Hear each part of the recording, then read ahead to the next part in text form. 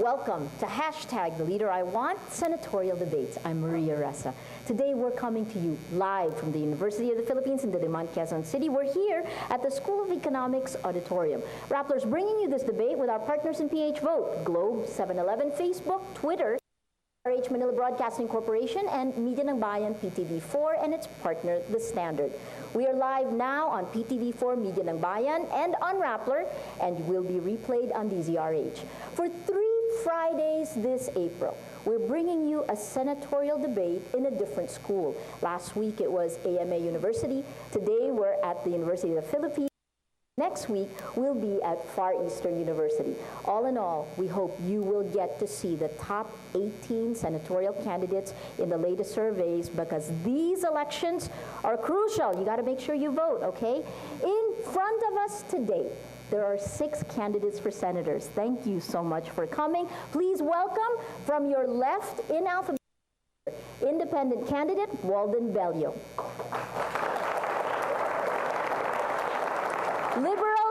Liberal Party candidate Laila de Lima. Nationalist People's Coalition candidate Sherwin Gatchalian.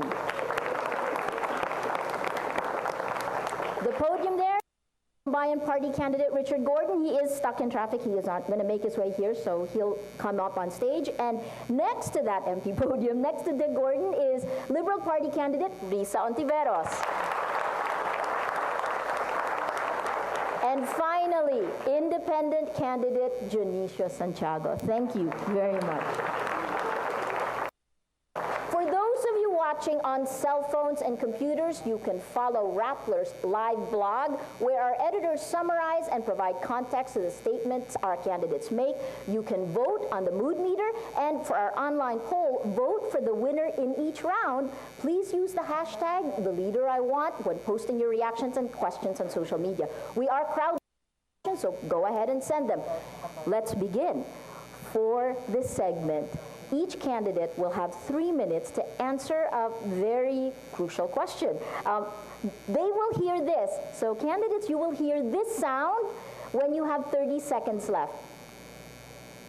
Oh. No, the sound. Well, you'll hear a. So the first sound you hear will be when it's 30 seconds, right? So don't stop when you hear a sound. That's a 30-second for you to know that you have 30 seconds left. And then that's the first one. And then the tail end of this, you will hear the final buzzer. It'll be louder. There. Okay. Your time is up. Okay, so let's go to the crucial question for everyone, and I think it's ours. So before we began the broadcast, we actually asked people in the audience, do you know your 12 candidates? And no one raised their hands. It's critical to get the right 12 in place, because the laws that they will formulate will determine a lot of our future. So this is the most question. Why are you the leader we want? Hashtag, why are you? Hashtag, the leader I want. Let's start with party list representative Walden Bello. You have 3 minutes. Why am I here today? I'm here to talk honestly to you and not to bullshit you with the usual politicians. And the first thing I want to admit is that I do not enjoy and have never enjoyed running for office. I do not enjoy and have never enjoyed power and the exercise of power. I'm more comfortable opposing power than running after power. So why am I running for office? I'm not running against anyone. I'm running against a system. I'm running against fueled by traditional politics, the domination of dynasties, and an economy that promises a bleak future for the vast majority. I'm fighting for an alternative system, one that will allow people to live honestly, decently, and with dignity. I am fighting to win. But I do not see this campaign as a one-shot affair. I see it as a step in a popular to bring about a better society marked by shared prosperity and shared responsibility for bringing about the common good. What are the key points in my platform? Security of tenure for workers, free education for all, including college, freedom from hunger, comprehensive social protection, including universal social pensions, genuine good government, no double standards, economy centered on people, not profits, promotion of women and LGBT rights, including divorce and same-sex marriage, promotion of rights of oppressed peoples, Bangsamoro Basic Law for Moro people, the autonomy for Cordillera people, affirmative action for indigenous peoples, and independent foreign policy. What distinguishes my candidacy? A record that promoted the rights of marginalized sectors and the people's agenda, including comprehensive agrarian reform with extension law, reproductive health law, Marcos Victims Compensation Law, Anti-Enforced Disappearances Act, amendment to the Overseas Voters Act, amendment to strengthen the Anti-Trafficking Act, Domestic Workers Law, Security of Tenure Bill, promotion of internally displaced, the renaming of West Philippine Sea into of South China Sea into West Philippine Sea, and the FOI bill. I showed that I could say no to power when I left the administration coalition in March 2015, when I came to the conclusion that it was no longer on the Daang Matuwid, and when I resigned as the representative of my party in the House of Representatives owing to its continued support for the administration. I hate power, yes, but one must also needs power to work for the common good. And this is why I accepted the draft of a broad coalition to run for the Senate. You can only trust with power those who hate power. And this is why I am running for office. Thank you. Thank you, Mr. Velio. Former Justice Secretary Laila De Lima is next. You have 3 minutes. Magandang hapon po sa inyong lahat. If I were to choose a movie title to describe my life in the public service, it would probably be That Thing Called Tadhana. I did not apply for the CHR chair, nor for the post of DOJ secretary. Tadhana ang naglatag ng lahat na yan. Tadhana ang nagbigay sa akin ng mga tungkulin na malaki ang kapangyarihan, ngunit higit na malaki ang pananagutan sa bayan. At natuklasan ko na ang paglilingkod bayan pala ay parang pag-ibig. Hindi ka dapat umasa na may kapalit ng pagpuri, kapalit ng pansin, o kapalit ng pabuya sa inyong mga ginagawa. Ay mo lamang kung ano ang nararapat, nagmamahal ka lamang ng tapat. In those high-profile cases, you may have known me as the fearless and uncompromising public servant. The woman with balls is what they call Laila De Lima in the social media. And the other Laila De Lima, you may have also heard about her. Meron din naman po siyang pusong ina para sa mga biktima at merong pagkalinga sa mga naisasantabi at vulnerable sa lipunan. The performance of my duties has always been swayed by these two attributes of my personality: courage and compassion, or taken in another light, responsibility and empathy. Mabagsik, ngunit may malasakit. Sa aking pagtakbo sa Senado, bibit-bitin ko po itong dalawang katangian, dalawang aspeto ng aking pagkatao. Buong tapang at ubod kong sigasig na ipaglalaban ang pangarap ng isang ordinaryong ina, ng isang responsable at mapagkalingang Pilipina para sa isang lipunan na ligtas, para sa isang lipunan na makatao, at para sa lipunan na makatarungan. In the area of justice and rule of law, Laila De Lima will push for a package of proposals to simplify and to update our, to tighten up the process of criminal investigation. Si Laila De Lima po ay isusulong po ang mga yan. Si Laila De Lima po may katapatan, meron kakayahan, at merong kahandaan, karakter para inyong maging senador. Salamat po. Thank you. Secretary Lima, thank you. Now we move on. We're going to, what makes you the leader I want? Valenzuela City Representative Sherwin Gatchalian, you have 3 minutes. Magandang hapon po sa lahat. Good afternoon, Maria. Nagiging mailap ang trabaho sa ating mga kabataan at sa lahat po na naghahanap ng trabaho. Last month, nabasa ko po ang sabi ng DOLE, may 1 milyon na trabaho available sa ating lahat. Pero nakakalungkot, sabi rin naman po ng mga employers na less than 1% lang po or less than 10,000 ang natatanggap po sa... Bakit? Ano nangyari doon sa 99% na hindi makatanggap ng trabaho? Sabi ng mga employers, yung mga naghahanap ng trabaho sa ating bansa, kulang ng skills, kulang ng kaalaman, kulang ng talino. Kaya matagal ko na itong pinaglalaban. Tagal ko na pong isinusulong to. 9 na taon sa Valenzuela at ngayon sinusulong pa rin ho natin. Dapat na ho i-abolish ang tuition fee sa lahat ng state universities and colleges dito po sa ating bansa. Sa ganitong paraan, mabibigyan natin ng oportunidad ang bawat isang bata na determinadong mag-aral, na may angkin talino, na makapag-aral at makapag-aral. Mga kasama, hindi po ito gimmick, hindi po ito panaginip, hindi po ito guni-guni. Ito ay posible. Sa aming computation, 15 billion pesos po ang kakailanganin para mailibre po ang tuition fee sa ating mga state universities and colleges.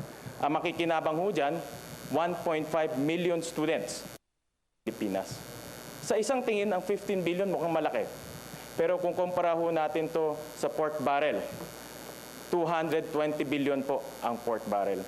Pag kukumpara ho natin to sa DAP, 150 billion naman po ang DAP.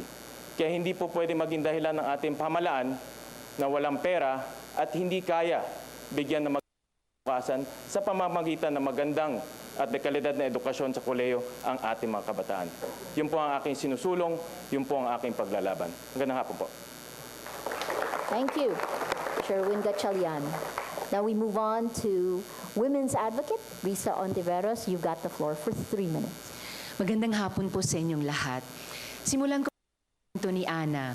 Siya ay 19 years old, asawa na ng isang magsasaka sa Iloilo at buntis. Kabuanan na niya nung biglang magkakomplikasyon. Kumatok yung asawa niya dun sa kapitbahay nilang kumadrona. Pero sabi nung kumadrona, kailangan nang dalhin si Ana sa barangay health station. Nga lang, papunta dun sa barangay kinailangan nilang maglakad ng malayo at pagkatapos nun, tumawid pa sa ilog. Nasa peligro na nga, mas lalo pang nailagay sa peligro. Nakunan po si Ana bago pa man sila makarating dun sa barangay health station. Ang kwento po ni Ana ay kwento ng maraming Pilipino. The poorest quintile of our population has to travel 46.8 minutes just to get to the nearest barangay health station. 7 out of 10 Filipinos die without ever having seen a doctor. At sa 42,000 na barangay sa ating bansa, 20,000 pa lamang ang may barangay health station. My name's Risa Ontiveros, and that's why I fight. I'm Risa Ontiveros, health advocate, babae, nanay. This is why I fight, and this is why we must fight together. Ang usapin po ng kalusugang pangkalahatan ay usapin ng karapatang pantao. The topic of universal healthcare is nothing if not about human rights. Nung ako'y kongresista, may akda ng Cheaper Medicines Law, noong naging tinig ng kababaihan sa Reproductive Health Law, malinaw po sa akin na ang laban para sa kalusugan ay di lamang laban para sa kalusugan, kundi laban para sa isang mapagkalingang lipunan. I believe our fight for universal healthcare is concrete and doable. Healthy Pinoy, Healthy Pinas, it's not a pipe dream. It's something we can achieve in our lifetime. Kaya po nating abutin ang mga super barangay health centers. May inpatient facilities, may laboratory units, may birthing room, at may doktor para sa mga babaeng kagaya ni Ana. May papalapad natin ang benepisyo at tiyakin ang pondo para sa automatic coverage ng mga senior citizens, persons with disabilities at saka indigents. Maitataas po natin ang sweldo ng mga BHW at madadagdagan ang kanilang mga training at akreditasyon. Silang unang takbuhan ng mga katulad ni Ana, kaya dapat mas marami sila higit pang magaling. Mahihigpitan po natin ang batas laban sa mga ospital na nagde-demand ng deposit bago tanggapin ang mga emergency cases. This is a fight we can win with both vision and hard work. Laban po para kay Ana na nasa kanayunan at malayo sa rural health station. Laban kay Nanay Chedeng na tinaboy sa ospital deposit, laban para kay Simon, OFW na nagkasakit sa ibang bansa at malayo sa pamilya.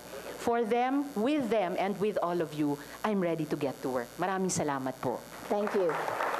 Risa Ontiveros, thank you. Now we go to our final candidate, former PDEA Director General. He is also former AFP Chief of Staff, Janice. You have 3 minutes. Magandang hapon po sa inyong lahat. Ang dala ko po ay 44 na taon na record ng serbisyo sa gobyerno. 37 taon, 37 years as a military officer at 7 years as a civilian bureaucrat. 5 hong elemento ng gobyerno ang pinagdaanan ko. Defense, Foreign Affairs, Trade, Justice and Office of the President. Hindi ko na sasabihin yung DENR dahil sandali lang ako sa Bureau of Forest Development. Ang experience ko in international and national, at ako po'y na-assign, nakaikot ako ng region ng ating country as a military officer, as a civilian bureaucrat. Ako po'y nadaanan ko ang lahat ng alam ko ang mali at tamang dinaanan ng gobyerno. Ang sinasabi ko ng iba, pupunta ako dyan. Ako hinandyan. Alam ko ang naging problema ng ating mga kababayan. At ang PDEA, as for the record, we were rated as number 9 least corrupt agency of government during my governance. Saka dyan sa PDEA, libre ang pagkain ng tao ko. 2 ang doktor ko. 3 actually, ako puncturist yung isa. Ang dentista ko, 2 libre ho ang gamot ng aking mga tao. Libre ang pagkain. In-increase ko without promoting. In-increase ko ang kanilang buying power by 2,000 pesos at least per head. Hindi walang promotion or nothing. Ginamit ko resources ng PDEA to do these things. I challenge all the other government agencies if they are able to do this. Yan ang pinagmamalaki agency of government, number 9. Libreng gamot, libreng kuwan para sa aking mga tao. Maliit ang budget ng PDEA pero I was able to do it. Lalo pa pag ang gobyerno na, nasa itaas ako ng gobyerno na mas maraming capacity, I think I can do better. Pagkatapos, kaya lang ako galit sa droga, kaya ako napasok is because of drugs. Ano na yung ang akin is nationality, national defense and development. Paano ko magde-develop kung ang mga investors mo takot doon sa unstable peace and order situation, at pagkatapos, very high ang criminality. Hindi natin magagamit yung talented na mga bata natin kung sila'y mai-involve sa drugs. So, kaya ako pumasok dahil dito sa mga dahilan na ito, and I contribute more. As of now, ako ho'y tagalabas na because I retired from government in 2010. Kagaya nyo lang ako na nagre-reklamo sa nangyayari sa gobyerno, and I can better serve the Republic if I go back sa public service. Thank you, General Santiago po ulit. Good afternoon. Thank you, General Santiago. We've now heard Bello, Laila de Lima, Sherwin Gatchalian, Risa Ontiveros, and Janice Santiago. We are coming to you. You can go live on Facebook.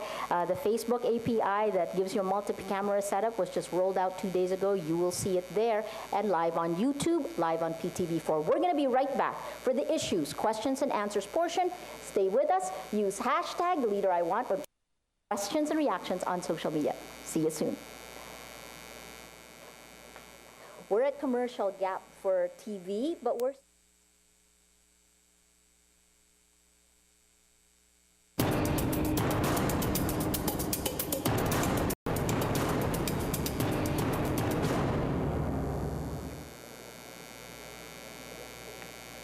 We're back live here at the School of Economics Auditorium. You're watching #The Leader I Want Senatorial Debate.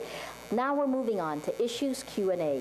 Rappler pinpointed 6 issues for the 2016 elections that we've been following. We think these are crucial for our country's future. Corruption and governance. We know everybody seems to follow that, particularly after 2013's PDAF, right? Social inequality.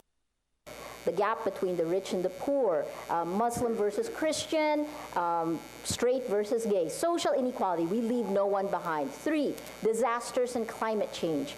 Foreign policy, OFWs, our overseas Filipino workers, 10 million to 12 million overseas, leaving their families behind. How do we protect them? How do we protect their families? And then the 6th is peace and development in Mindanao. Rappler is bringing you this debate with our partners in PH Vote, Globe, 7-Eleven, Facebook, Twitter, DZRH, Manila Broadcasting Corporation, and Media ng Bayan, PTV4, and its partner, The Standard. We are live on PTV4, Media ng Bayan, on Rappler.com's Facebook page, YouTube, on Rappler, and it will be replayed. Okay, for you out there watching on your cell phones, tablets, and computers, look at our live blog. There, our editors are doing live annotation. They're doing commentary and analysis. You click on the mood that matches yours.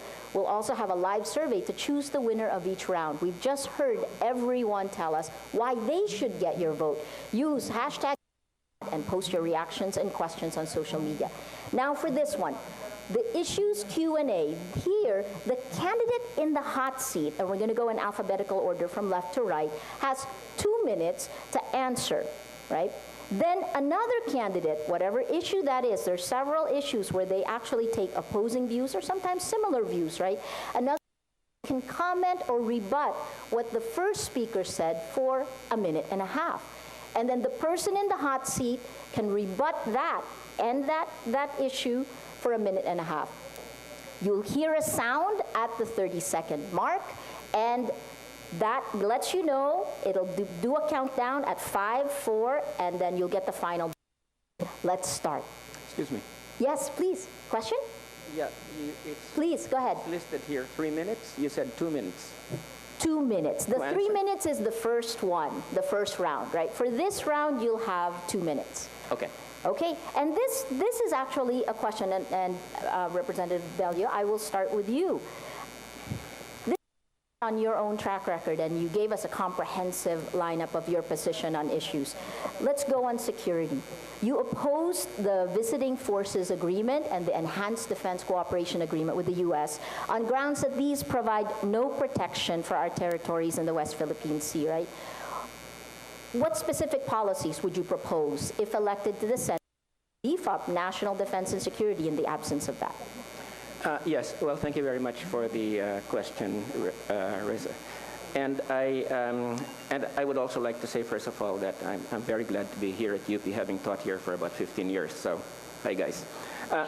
Unang-una, it's fairly clear that the United States has made no commitment to defend our territories in the West Philippine Sea. This is not included in the Mutual Defense Treaty with the U.S., and they've consistently made that clear. And so I don't see the point of having entered into EDCA.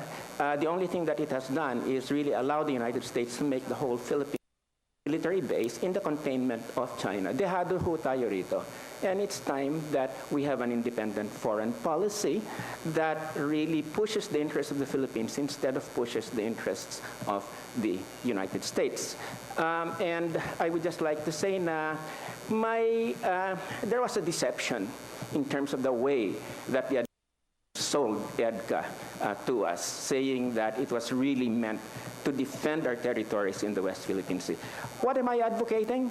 Well, let us definitely pursue our case in The Hague because the law of the sea is on our side, clearly, and not on China's side. The second thing that we should be doing is diplomacy, which is basically working with our ASEAN partners in order to create a common front to tell China to live up to your promise to negotiate a code of conduct in the West Philippine Sea. And thirdly, I would say that let us beef up our naval defenses for focus on a change instead of the other arms of the military. So that is my answer, and I think that's the only appropriate foreign policy to take with respect to defense in the West Philippine Sea. Thank you. Laila Diliman has raised her hand to rebut. No doubt, we're all for an independent foreign policy. But that independent foreign policy should be backed up by credible minimal defense. Kukutsain at kukutsain po tayo nung ating katunggali dyan sa usapin ng West Philippine Sea if we cannot achieve at least a more than minimal or credible defense capabilities. And we have entered into these treaties as just one of the modalities, these agreements as just one of the modalities to also pursue AFP modernization. We have to pursue AFP modernization and these modalities, the EDCA, just like the VFA, as supplemental agreements to the Mutual Defense Treaty, will help out in beefing up this defense capability in our country. Of course, dun sa mga ibang sinabi ni Congressman Bello, I totally agree na ipursu pa rin natin yung arbitration. We cannot let down on that. We have to show that indeed we are all for the affirmative law. We are all for the peaceful means of settling these disputes. But we have to honor our commitments. Thank you. Thank you. Now we go back. You have a minute 30. First of all, Laila Diliman was at The Hague during the arbitration, yes?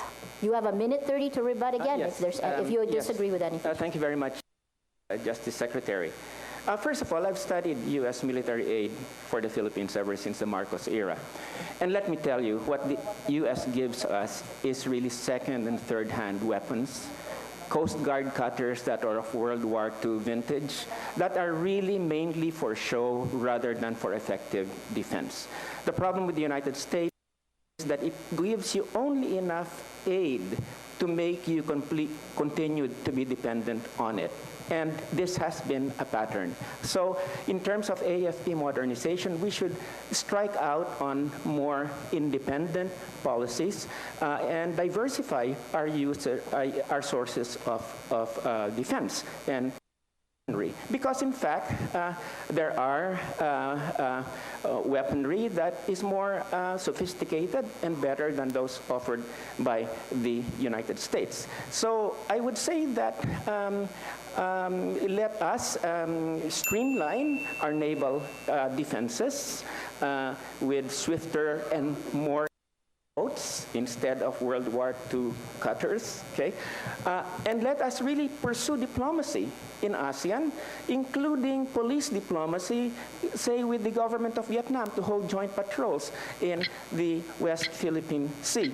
And of course, let's make sure that we win the legal case because China has to global legality. Thank you for that. Our producers told me every question can have 2 rebuts. Does anyone else want to add? Okay, no one wants to move into security. Let's move on to the next one. This one is a question to Laila Diliman. Go ahead. Secretary Laila Diliman, you said that presidential candidate Rodrigo Duterte's anti-crime promise of 3 months is not feasible. As former Justice Secretary, what legislation is needed to address crime and improve justice in this country? Secretary Diliman, you have 2 minutes. Thank you. I'd like to start by stressing na talaga po yung ninanais ng isang presidential candidate is absolutely not doable. And itong 3-month solution niya, it won't hold unless he has superpowers to do it. Now, what needed legislation to address crime and corruption and the criminal justice, to improve the criminal justice system? I have in mind a justice sector roadmap. I would want, as I mentioned in my opening statement, I would want that we have to overhaul our penal code, update and improve the antiquated provisions in that. And we also have to integrate the criminal process, or the process of criminal investigation of the prosecutors and the investigators, so as to really beef up their capacity to come up with cases that hold in court. And syempre, sa pag-a-address ng criminality po, lang po yan. Ito ay dapat ho na i-improve, i-modernize natin ang mga capabilities ng ating mga law enforcement bodies. It's a simple solution. It will take time, but it is a sure solution. We have to also modernize our technologies in order to strengthen the capabilities of our law enforcement agencies in addressing criminality. And for the justice sector, we have to strengthen also all key justice institutions. Napapabayaan po yan in terms of resources, in terms of technologies, in terms of really coming up with the right facilities to motivate our justice sector workers. Would anyone like to rebut? Walton. I would just like to ask the Secretary, good Secretary's comment on some of the proposals that I made, because I think we should be quite concrete. First of all, should we not endow the Commission on Human Rights with real powers? Second, should we not have an office of the Special Prosecutor for extrajudicial killings at the Department of Justice that will have special and extraordinary powers to prosecute members of security and military agencies implicated in extrajudicial killings? And the same thing, an office for the Special Prosecutor for murder and violation of human rights of LUMADs at the Department of Justice. Sorry. And finally, release of all political prisoners from the penal system. Thank you. Okay. Well, we'll go. These are good questions. Go ahead, Secretary De Lima. Okay. Now, with respect to the grant of prosecutorial powers, matagal na ho namin yan pinagdebatehan sa Commission on Human Rights. And the Commission on Human Rights as an institution, hindi po sumasang-ayon dyan. Dadilute po yung pinakamandato ng CHR. Kung bibigyan natin ng prosecutorial and even yung quasi-judicial functions, for example, na meron din mga sumusulong yan. Because ang pinakamandato po ng CHR is precisely as a watchdog and to investigate. Let us live it. That investigates para ho mas ganado siya na nasusolusyonan, mas ganado siya na labanan ang mga human rights violations. Now, the other questions, there were several other questions. Yung establishment ng Special Prosecutor for extrajudicial killings as well as one for that. Murder and violation of the rights of LUMADs. Wala po tayong problema dyan. Kailangan ilagay yan. And that's why we started, nung nasa DOJ po ako, ng pag-form ng mga interagency, ng mga yung composite teams na nandyan ng mga prosecutors. So if we have a special prosecutor to really just address and focus on extrajudicial killings, then we would have higher success rate in this EJ case. Yung huli ho, Justice Secretary, was political prisoners from the penal system. We have 10 seconds left. Go ahead. Do you have any last words in the 10 Pag-release po seconds? ng mga political prisoners, matagal na rin ho natin yung pinag-uusapan. Pero ang palagi pong subject of contention or bone of contention is that the presence of this, the political prisoners. Do we really have these political prisoners in this day and age? Fantastic. Second rebut from Sherwin Gatchalian. Secretary, mabigat po ang akusasyon ng taong bayan sa selective justice. At marami po tayong mga kababayan, lalo na ordinary nating mamayan, na ang tingin nila dito sa administrasyon ay pinipila lang po yung kanilang at kinakasuhan. Kayo po ay tumatakbo under the Liberal Party at kung sakali pong manalo po ang inyong kandidato, tingin niyo po ay magkakaroon ba ho kayo ng tapang na kung sakali ring ipagpapatuloy ho nila itong selective justice sa bagong administrasyon? Maringin ko pong dinideny yung sinasabi nilang selective justice.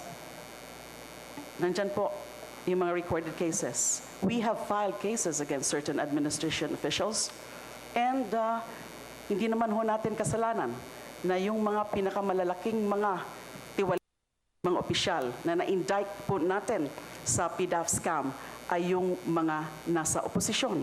Wala po yan sa naging consciousness ng aming mga investigador. Sinunod lang ho namin yung mga ebidensya. At yung mga final nga po ng NBI and DOJ, nasa korte na. Sumang-ayon ang ombudsman, nasa Sandigan Bayan na. Those cases take its regular course. No, pero yung sinasabing selective justice, hindi po yan. Wala pong ganyan nung kami ay tinatrabaho namin yung mga nadiskubre namin dun sa Napoles PDAF syndicate. Fantastic. Okay. Let's first welcome former Senator Richard Gordon. He's arrived in between. You came in on the hot seat.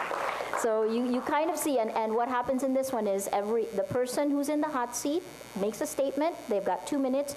Then a rebuttal, one rebuttal again, 1:30, and then a second rebuttal, and then they get to close. Coming up now. Good afternoon, everyone. Sorry, I'm just at a convention right now. Let me just point out that. Senator Gordon, I'm sorry. Can we do your introduction later? We'll just continue with the hot seat. Yes, I'm making a comment. All right, okay. So will you bring back my minutes? Well, sir, you were late then. All right, okay. Sorry. But we'll see what we can The get. issue is right, peace and order, and the issue is saying he can clean up crime within 3 months or 6 months. I agree. Kung gusto mo So I'm going to stop you because we'll go back, right? We'll just do the hot seat because we're also on TV now. I'll keep quiet. Okay, just go ahead with your program. Please, I'm sorry to be allowed to be. Now we'll put Sherwin Gatchalian on the hot seat. You sponsored a bill. We moved from justice to education. You sponsored a bill to make higher education free. This was actually in your opening statement. You said 12 billion pesos earlier. Today you said 15 billion pesos is needed to make that happen. But for 2016 alone, the UP system budget, just that is 11 billion pesos. The entire budget for state universities and colleges in 2016 is 46 billion pesos. How do you plan to make this happen with it? How can you do it with 15 billion? Okay, the 12 billion is at the low side, the 15 billion is the high side. We're taking the conservative side, which is 15 billion. Right now, tuition fees are 80% subsidized.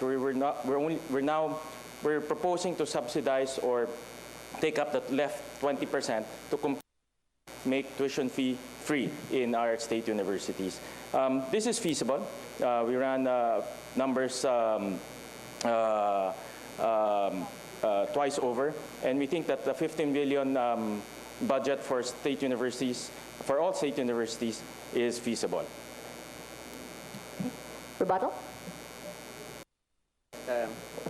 Yes, Sherwin. Yes, sir. Good friend.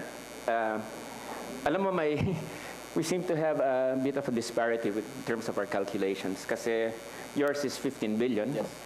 And using rates at UP and deducting about 25% for universities for the college population.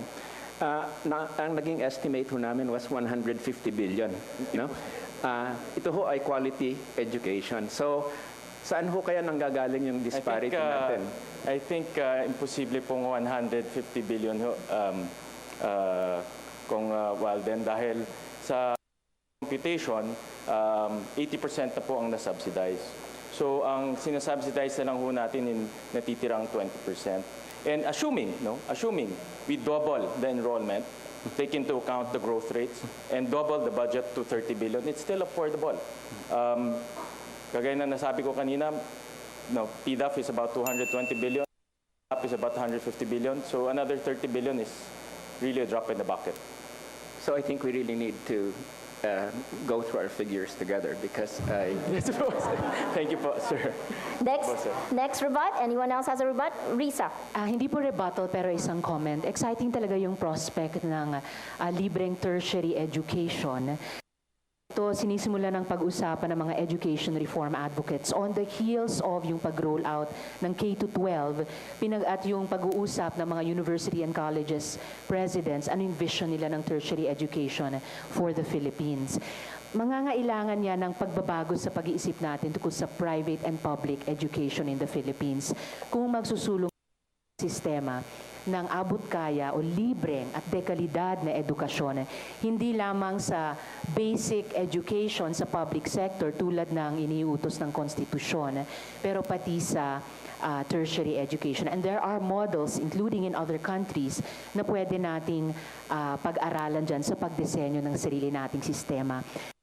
Lahat ang tingin kong napaka-attractive sa prospect na iyan ay yung isang natutunan ko, well, sinasabi po ng mga Pranses, if we want a class society forever, magkaroon lang tayo ng iba't ibang klaseng edukasyon para sa iba't ibang socio-economic classes. Pero kung gusto nating magtaguyod ng isang mas egalitarian na lipunan, magsimula tayo sa isang na edukasyon para sa lahat, anuman ang pinanggaling ng socio-economic bracket. Did you have a question for Sherwin, though? No, that was not a rebuttal but a comment. Okay. Sherwin, Just in addition lang, Maria, actually tuition fees just in our own estimates about 10 to 30% of the total cost of a student going to college. No, meron pa dyan transportation, meron pa dyan dormitory, pang projects. So we're only subsidizing or helping out just a fraction of the total cost of going to school. But in the provinces, malaking bagay na po ito. No? Paying for 2,500 pesos a semester, napakalaking bagay na po ito sa mga bata natin sa probinsya. Okay, thank you. Thank you. Okay, so for the next round, we've got to take a break. This is our issues, questions and answer portion. Stay with us. We're live on Facebook, live on YouTube, live on PTV4. Use hashtag #TheLeaderIWant when posting your reactions and comments. We'll be right back.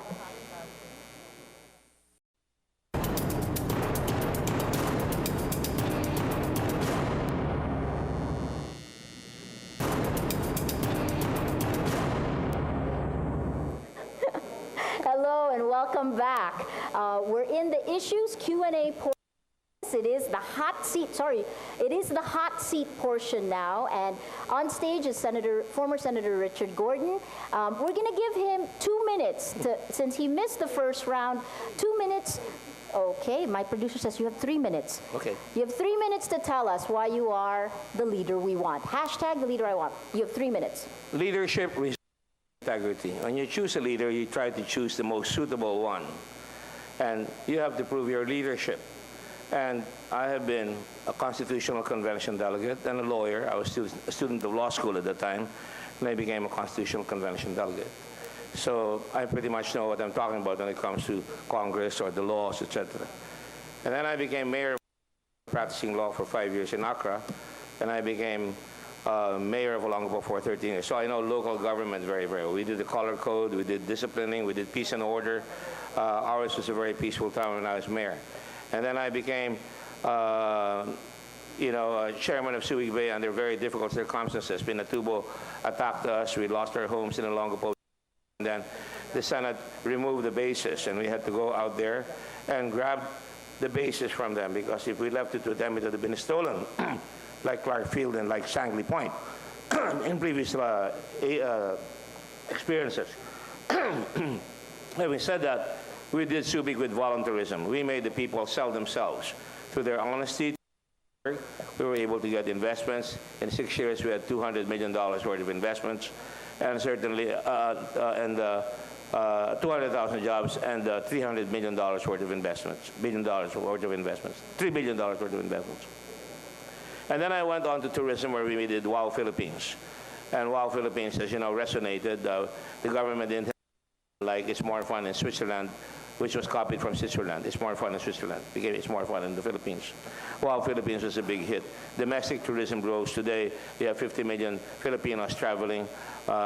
Airlines are booming, and certainly have caused tremendous traffic. Last night, my kid left Boracay at 3 o'clock in the morning, Kalibo, because the planes were always late, and the plane, et cetera, et cetera. It's the story of our lives. Anyway, to make a long story short, I went to the Senate, did the automated election law, did the free patent law, got the guerrillas in World War II paid by lobbying in Congress in the United States and with President Bush directly, and later on with the Obama administration. And we got them paid, among many other things that we did, including international humanitarian law and the tourism law. In between, I've been a Red Cross volunteer for 48 years. I've been chairman of the Red Cross for 11 years. We have built 73,000 homes in Yolanda alone. If you add the homes before that, we have built 138,000 homes already. We have a volunteer force of 2 million. We have the ambulances that pick up people. We have blood. We cover 72%. And many others. We have payloaders working the dried areas right now in Nueva Ecija and converting dry land to irrigated land again. And we have water tankers in Zamboanga and many places right now. So we have a plethora of experience and vision and values and volunteerism in my blood. That's why you should elect me. Thank you. Thank you. So let me put you directly on the hot seat now. Sure. You've been chairman of the Philippine Red Cross for 28 years, nearly 3 decades. And one of the key issues, the 6 issues Rappler's following, is climate change and disaster. So what laws would you propose to deal with climate change and disaster response in the Philippines? Well, first of all, we authored the National Disaster Reduction Law. I put in the words risk reduction in that law. Second, you have to predict, plan, prepare, practice. What happened in Kidapawan could have been predicted. You know, that the dry land, parched land would not produce agriculture. People are hungry. And what happened to the intelligence fund of the military, that there were people who fire up the people, and they decided to start a rock throwing contest, and you have a very poor military. That's all lack of vision. Positive vision to deal with something like dry land caused by very, very strong El Nino. The government has any number of relief places where they could provide food right away.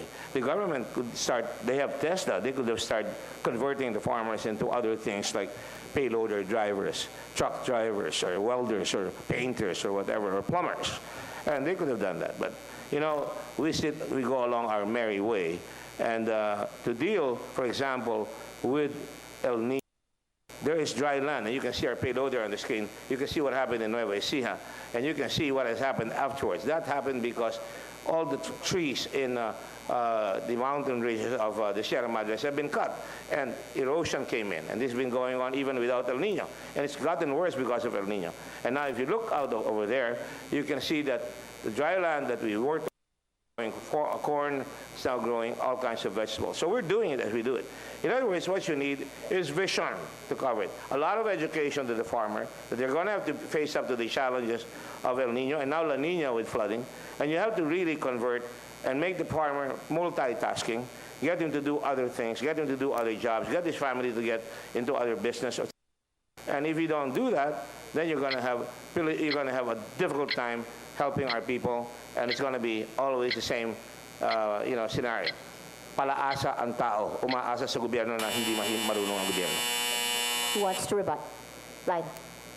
May I ask the good senator about what legal infrastructures would he intend to put in place? Climate change, and particularly on the issue of the LGU, the local level preparedness. Well, the legal infrastructure is already there. You have the Disaster Risk Reduction Law. The problem with this government is that they have all the laws, but they do not enforce the law. In fact, you created Lacson, and Lacson did nothing but ask the local government and did nothing afterwards.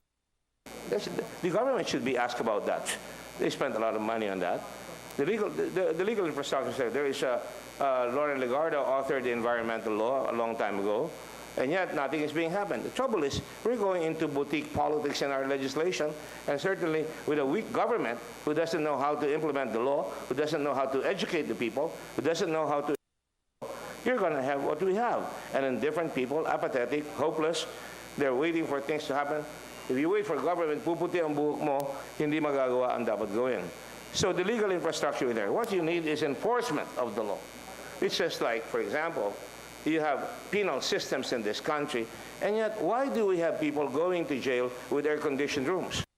We have people going to the penitentiary with weapons. Why do you have money inside Muntinlupa? Why are they allowed to kill people from Muntinlupa? This is something that has not been solved for ages. I'm not pinning the blame on Secretary Diliman, but this is very symptomatic of our country. Very apathetic, very weak, and the government just takes it. Well, we're not anymore. And that's why I want to go back to the Senate. Open up this can of worms and let the sword fall where it may. A second rebuttal. Hold on. Hold on the clock. Ready? A second rebuttal. Go. Isang comment po. Sasabihin ko nga sana na maraming batas kaugnay ng climate change. There's the Climate Change Adaptation Act. Importante ding trabaho ng Senado o ng buong Kongreso, yung congressional oversight para siguruhin na maipatupad dito. Isa lamang sa mga provision sa Climate Change Adaptation Act, yung People's Survival Fund. May access dyan, hindi lamang yung mga local government units na binanggit kanina, organisadong batayang sektor. We are one of the countries na pinakamagaan ang carbon footprint, pero ironically, isa sa pinaka-vulnerable sa climate change disasters. At sa buong populasyon natin, pinaka-vulnerable pa sa lahat yung mga batayang sektor, lalo na yung mga mangingisda sa mga coastal areas. Importante din siguro sa trabaho ng Senado, sa kanyang ng congressional oversight, siguruhin na itong mga batayang sektor na pinaka-vulnerable sa climate change disasters at kailangan ng suporta sa kanilang adaptation efforts ay makapag-access sa resources tulad ng fund na iyan, maisulong yung kanilang mga agenda, halimbawa yung mga fisher folk settlements, including fish landings, dun sa mga na nababanata ng mga terribleng disaster, katulad ng nakita natin noong panahon ng Yolanda. Yeah, Your rebuttals. I'll continue the answers to both. No? Number one, piece of legislation. You read the papers today or yesterday? Yesterday, I think it was. 52% ang body heat. Yes. 2 more degrees, Yeah. and people will be followed. Do you see the DOH going? Oh, the DOH is here. You come over if you're feeling sick. This is the line that you call up if you need an ambulance so that we can send an ambulance to rehydrate you. Do you see all kinds of information going on that you have to keep on drinking water, stay out of the shade, and stuff like that? That's something you don't really need to legislate, but I will try anyway. If I try, I will pray sometimes 1,000 rosaries every day to try and get the government to enforce. You know, I left government when I was in my first term because I knew I was making good laws. But I was worried it was not making anything happen. I wanted to be president so I could enforce it. I'll give you an example. I did plebs, People's Law Enforcement Boards. We're talking about peace and order. The people have the power, policemen in this country, if you are to restore People's Law Enforcement Boards, which means that there is a judge and jury within the community, that the people who say, we don't want this policeman, we gave you a firearm, you're abusing us, you're suspended, pending appeal, you take your firearm, and you go make an appeal. It is not being implemented. In fact, they watered it down. Many laws are implemented. We could have jobs in tourism, implementing the tourism incentives law. Many. The automated election law. They never implemented the source code. They're now getting a receipt. I had to go to the Supreme Court and argue 13-0 against them. Wow. Thank you, Richard Gordon. On the hot seat now, so we've done 2 rebuttals already, Sharon. On the hot seat, we have Risa Ontiveros and Representative Risa Ontiveros. Let's go to what you do. Among the Millennium Development Goals, the Philippines actually failed to meet the goals for maternal and child mortality. What policies do you think are needed? What laws need to be funded to prevent mothers from dying of childbirth? You have 2 minutes. We actually almost met the Millennium Development on bringing down infant morbidity, except dun sa mga newborns. Pero yung talagang pumalpak tayo big time ay humabol dun sa pagkamit ng MDG on reducing maternal mortality.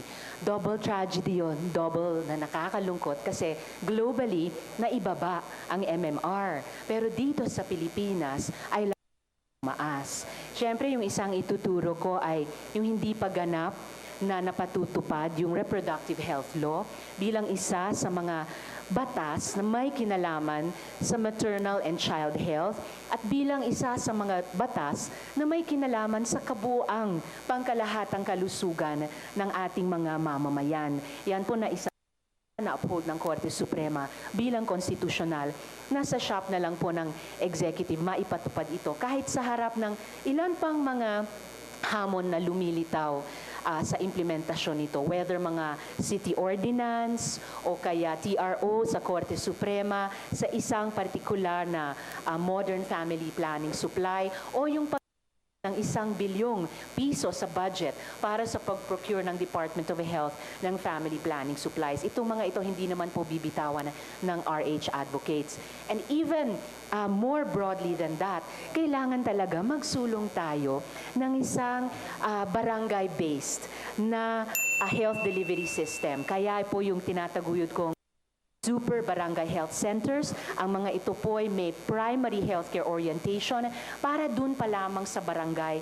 Mas empowered yung ating mga barangay-based health service providers. Mas empowered din ang mga mamamayan. Kasama na po yung mga nanay at yung mga magulang at daycare workers na nag-aalaga sa mga bata para magsulong ng isang malusog na estilo ng pamumuhay para man sa mga buntis, sa baby, o sa bawat pamilya na naghahanap ng kalusugan sa bawat araw. We have 2 rebuttals already, Sherwin. Weldon, I hope you don't mind. I'll give it to Gordon, to Richard Gordon. So, Sherwin first.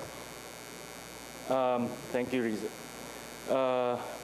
Talaga hong malaking problema po ang maternal rate sa ating bansa. In fact, sa Valenzuela, ilang taon na rin ho namin na-aresto itong problemang to. Pero mahirap po. Isang dahilan ay yung mga komadrona at yung mga manghihilot. Dahil mura po ang komadrona eh. Actually, yung manghihilot, libre rin. No, pwede mong patawag sa bahay, mga anak, pwede mong mag-barter na lang kayo, bigyan mo na lang ng boy, libre na yung panganganak. Pero alam mo natin, itong komadrona at hilot system ay isa sa pinakamalalang problema, malalang methodology, lalo na kung may komplikasyon po yung babae. Ngayon po, libo-libo po, daan-daan libo po ang komadrona sa buong Pilipinas. Kung gusto ho nating maaresto itong maternal mortality rate problem natin, tingin niyo ba dapat nang isulong yung libo-libong komadrona at manghihilot po sa buong Pilipinas? So, may I answer now, Maria? Yes. On the contrary po, at naging maganda na po yung panimulang hakbang ng Department of Health tungkol dito, mas iniengganyo po nilang pumasok sa mga community health teams, yung ating pong mga komadrona na tunay na mga health service providers din, at pati additional health service providers tulad ng mga hilot, basta po ini-integrate nila dun sa community health team na kumikilos pa rin sa ilalim ng supervision ng Department of Health. At kasabay po niyan ay talagang isinusulong at dapat pong isulong at sinusulong ng mga maternal care advocates maging facilities-based po ang panganganak. Po talaga, pag nanganganak tayong mga babae, yung isang paa natin nasa hukay, importante po na basta't may skilled birth attendant na nag-a-attend sa babaeng nanganganak, essential din po na dun sa healthcare facility makapanganak.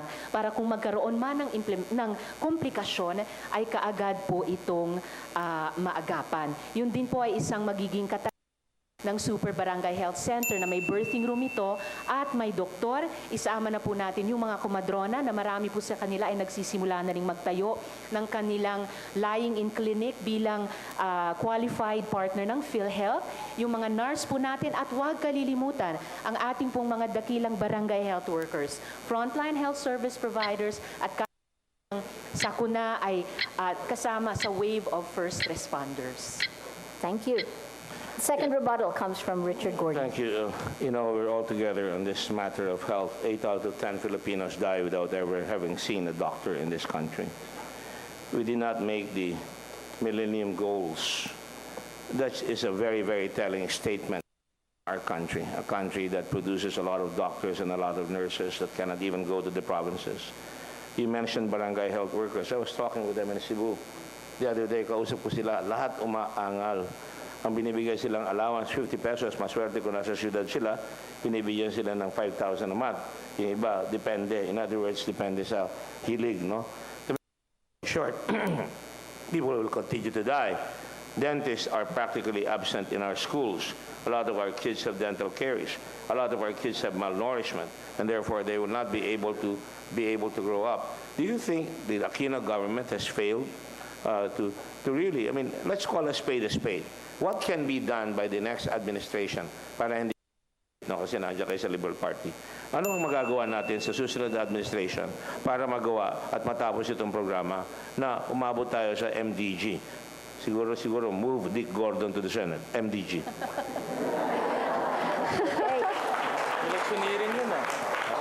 Ang tingin ko pong magagawa ng susunod na administrasyon ay calling ipagpatuloy yung ilang konkreto at magagandang hakbang na nasimulan nitong kasalukuyang administrasyon.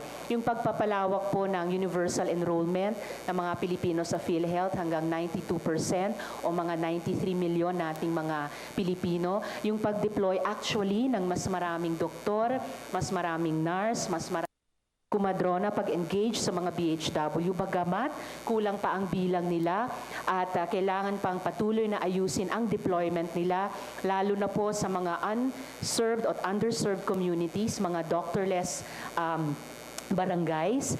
Yung pong paglalaan ng HFEP o Hospital Facilities Enhancement Program sa ilalim ng Department of Health at mas i-target ito para sa hindi lamang sa patuloy na pagcapacitate ng mga tertiary hospitals, pero higit na mahalaga ay mapondohan hanggat kaya nang i-operate ng LGUs, mapondohan yung mga super barangay health centers. And last but not the least, ituloy po yung magandang nasimula nitong administrasyon na mayroon pong tayong na iniulat naman po ng BIR ay sustained ang take at lalong tumataas dahan-dahan.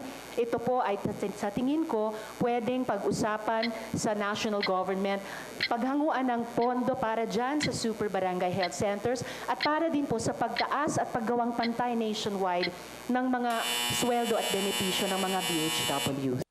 Thank you, Risa Ontiveros. Okay. We move to the final person in the hot seat, former Armed Forces Chief of Staff, PDEA Chief Dionisio Santiago. You said you were against the Bangsamoro Basic Law, yet it seems now that there is a breakdown of law and order. Just last weekend, Basilan killings, our troops were attacked in Basilan. An international terror expert called it the first major attack of the Islamic State in the Philippines. What would you propose instead for peace and order and development in Mindanao? Ang problema natin sa Mindanao is there are solutions being applied which are not the right solution. Hindi tamang solusyon eh. Unang-una, there should be a better understanding of the culture of the Muslims. Iba-ibang klase yan, Maranao, Tausug, and you have the Maguindanaoans. Iba-iba ang ugali niyan. Pag i-apply mo standard solution, negative ang epekto niyan. At pagkatapos sila naman, talaga namang napabayaan din. There are several communities in Mindanao na nag-aaway ang Muslim at Kristiyano, they are living in peace. Iilan lang yung mga, kumbaga sa mga magugulo dyan, na kilala rin sa community, Ang problema ng mga military at police dyan, nagtatakipan yan, yung kultura nila. Hindi kayo makakaasa na ililigwak nila yung mga kasamahan nila. It's not that easy. Ang isip natin mga Taga-Luzon, madali lang yan eh. Hindi totoo yan. Kagaya na nangyari diyan sa Basila na yan, bagong tropan dinala dyan. Pag bago ka, nilipat ka 1 linggo, iwawalop ka dyan. So dyan, kailangan maingat ka as a matter of fact, I'm proposing na kahit may unit sa Mindanao, meron tayong reinforcement unit na naka-assign na to station para pagka nagkagulo, ang i-inject mong tropa dyan sa area is troops na nakakaintindi ng sitwasyon. Hindi yung mga ngapapa. Tipo-tipo is a problematic area there. It is 100% Muslim. Pahirap ang intelligence work dyan. Kailangan ilagay mo yung mga special units, kagaya na Scout Rangers and Special Forces. Hindi po pwedeng magdadala ka dyan na bagong salta. Talagang magkakamalas-malas ang aabutin yan. So we have to look back at the cultural setup, the minds of our fellow Muslims, and maybe pwede tayong kumopya ng ibang areas na they have the similar situation, pero successful yung kanilang peace situation. Thank you, Dionisio Santiago. We have a rebuttal from Walden and a rebuttal from, you just came, Risa. Go ahead, Walden. General, tanong lang ho ako. Para ho yung sinabi niyo, iba yung Maguindanaoan, iba ho yung Tausug, iba ho yung Maranao. Sa tingin ko ho, parang divide and conquering argument na yan. Alam ho niyo, dun sa Kongreso, lahat-lahat ho ng mga Muslim legislators were behind the Bangsamoro Basic Law. Galing sa Sulu, galing sa Lanao, galing sa Maguindanao. Talaga hong napakaganda yung unity nila doon. Pangalawa ho, sa tingin ko ho, yung BBL mismo. Kung mismo ho yung mga constitutional delegates na buhay pa dun sa 1987. Lahat ho sila sinabi constitutionally compliant.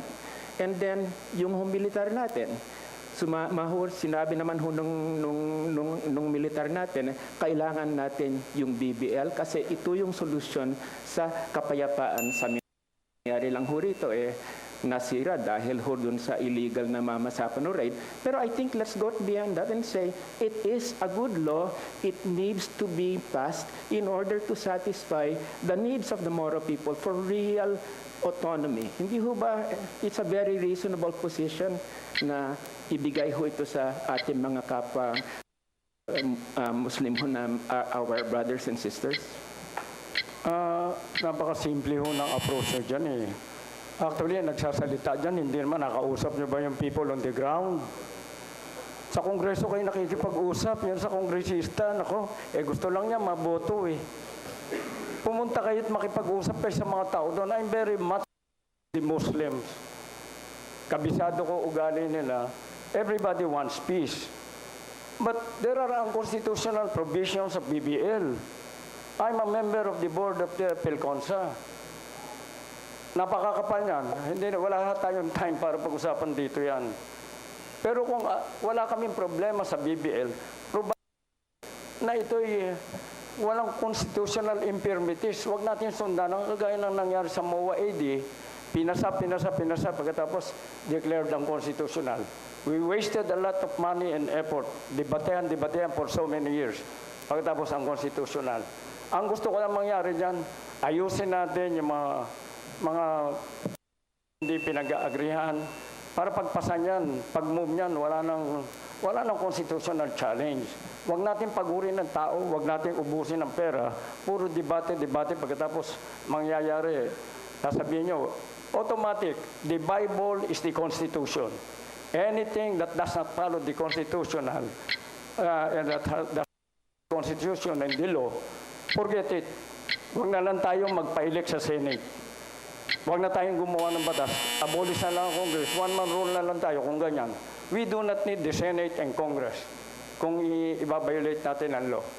Okay, the second rebuttal is Risa Ontiveros. Well, sasabihin ko rin po sana na tulad ng MOA AD noon, BBL ngayon ay parang sa tingin ko rin isang magandang pagkilala sa centuries of struggle for self-determination ng Bangsa Moro at isang magandang pagkilala rin po sa decades of peace processes sa ating bansa. Bukod po dyan, hindi rin po kaya magandang hakbang ang BBL bilang binhi ng isang federal system na bagay sa ating bansa. Na itanong ko po yon General, dahil hindi lang po yung mga kababayan natin sa Mindanao ay nagbabantay sa prosesong yan ng BBL, pati po yung mga kababayan natin sa Cordilleras. May nakausap din po akong ilang mga Bicolano at ilang mga Waray. Excited po yung iba't ibang rehiyon ng mga Pilipino na taguyod ng maayos na ang BBL, posibleng magbukas ito ng espasyo para nga dun sa pag-uusap tungkol sa isang federal na Pilipinas sometime in the future. Actually, yan ang tinatakbo yung iba-ibang karakter yan. Bakit hindi mo i-regional yan? O yung federalism. Alam nyo, Sabah is a very good example.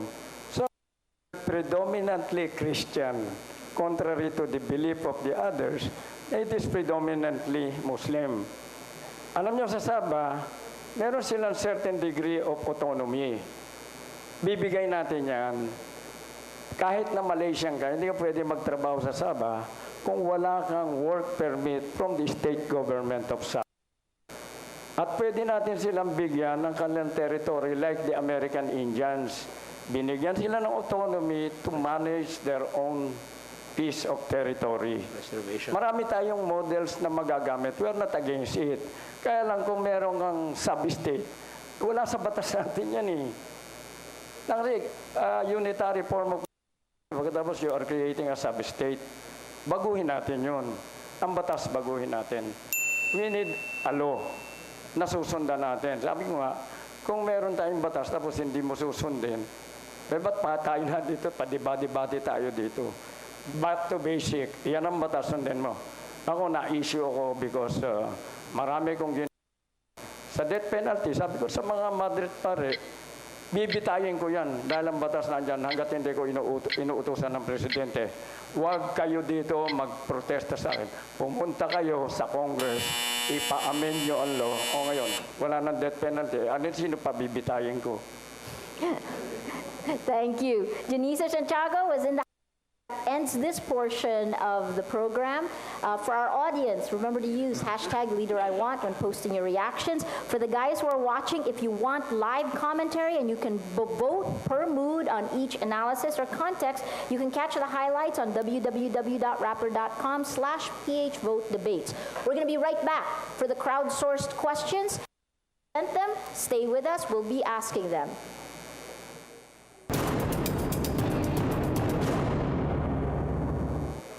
We are back live from UP Diliman here at the School of Economics Auditorium, and you are watching #TheLeaderIWant Senatorial Debates. Rappler brings you this debate with partners Globe, 7-Eleven, Facebook, Twitter, DZRH Manila Broadcasting Corporation, and Media ng Bayan PTV4 and its partner, The Standard. We are live on PTV4, Media ng Bayan, on Rappler, and on Facebook. This will be replayed on DZRH nationwide. In this portion now, we crowdsourced questions, meaning this came from you out that you submitted on Rappler's Facebook account and on our partners. These are the questions which you voted up, right? So for those watching on cell phones and computers, you can follow Rappler's live blog where our editors summarize and provide context. That is www.rappler.com/phvotedebates. You can vote on the mood meter of each one of the statements and online poll, vote for the winner in each round. Use #TheLeaderIWant. Okay? So we keep going down. To recap our debate mechanics, I will ask a crowdsourced question from social media from you.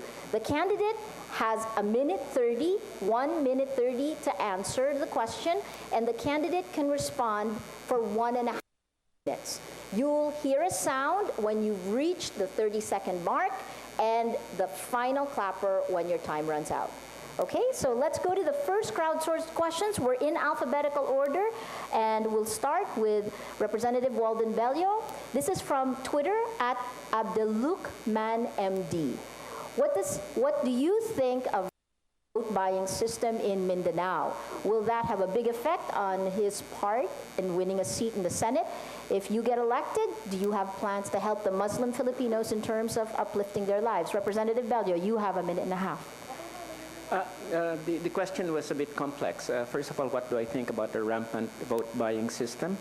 Well, I think definitely the COMELEC and the national government has, a very important role in order to be able to stop this. But I think the question is a bit biased because there has been cases of rampant vote buying in the Visayas and in Luzon. So this is a national problem that's got to be really tackled.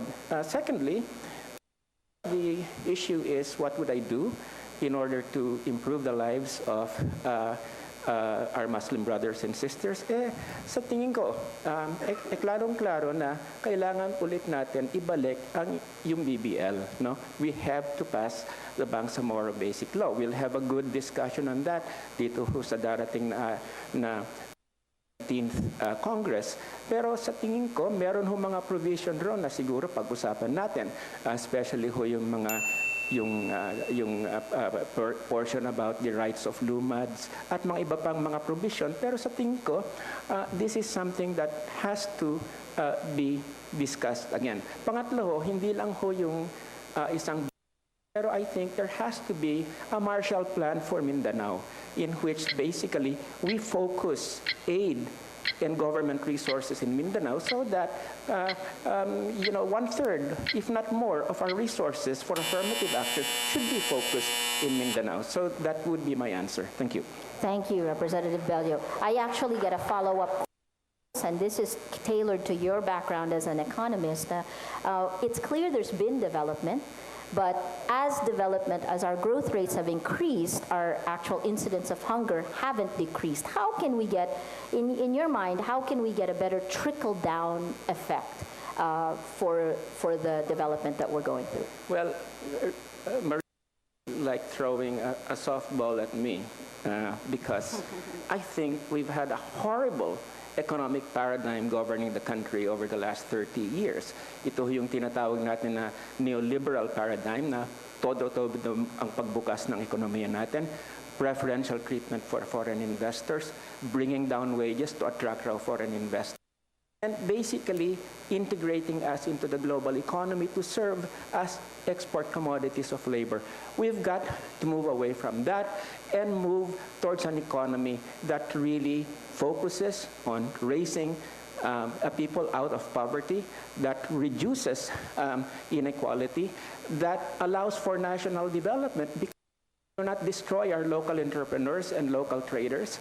And basically, that brings back a dynamism to development because it is attached to increased purchasing power and not to some export economy.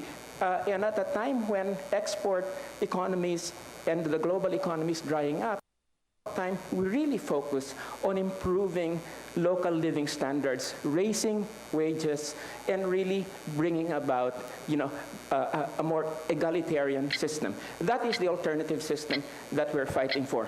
What is this all about? We've got to make a radical departure from a 3 decades old paradigm that has failed. Thank you, Walden Bello. Let's move on. The question that was voted up for Secretary Laila de Lima. This is from Philip Romeo Baliguat on Facebook. Bilang dating CHR Commissioner at kilalang kaalyado ng Pangulo, anong assessment mo sa nangyayari ngayon sa Kidapawan? Nangyari po ang Kidapawan. Yung nangyari dyan ay dahil we have an ill-prepared civil disturbance unit there. At ang yung humarap as first responders ay yung mga armado ng mga security which is violative of existing protocols, violative of the PNP operational guidelines. Meron na hong mga investigasyon and ng provincial PNP director yung accountability, and sa tingin ko po ay kailangan mag-apply yung ating command responsibility or doctrine of command responsibility.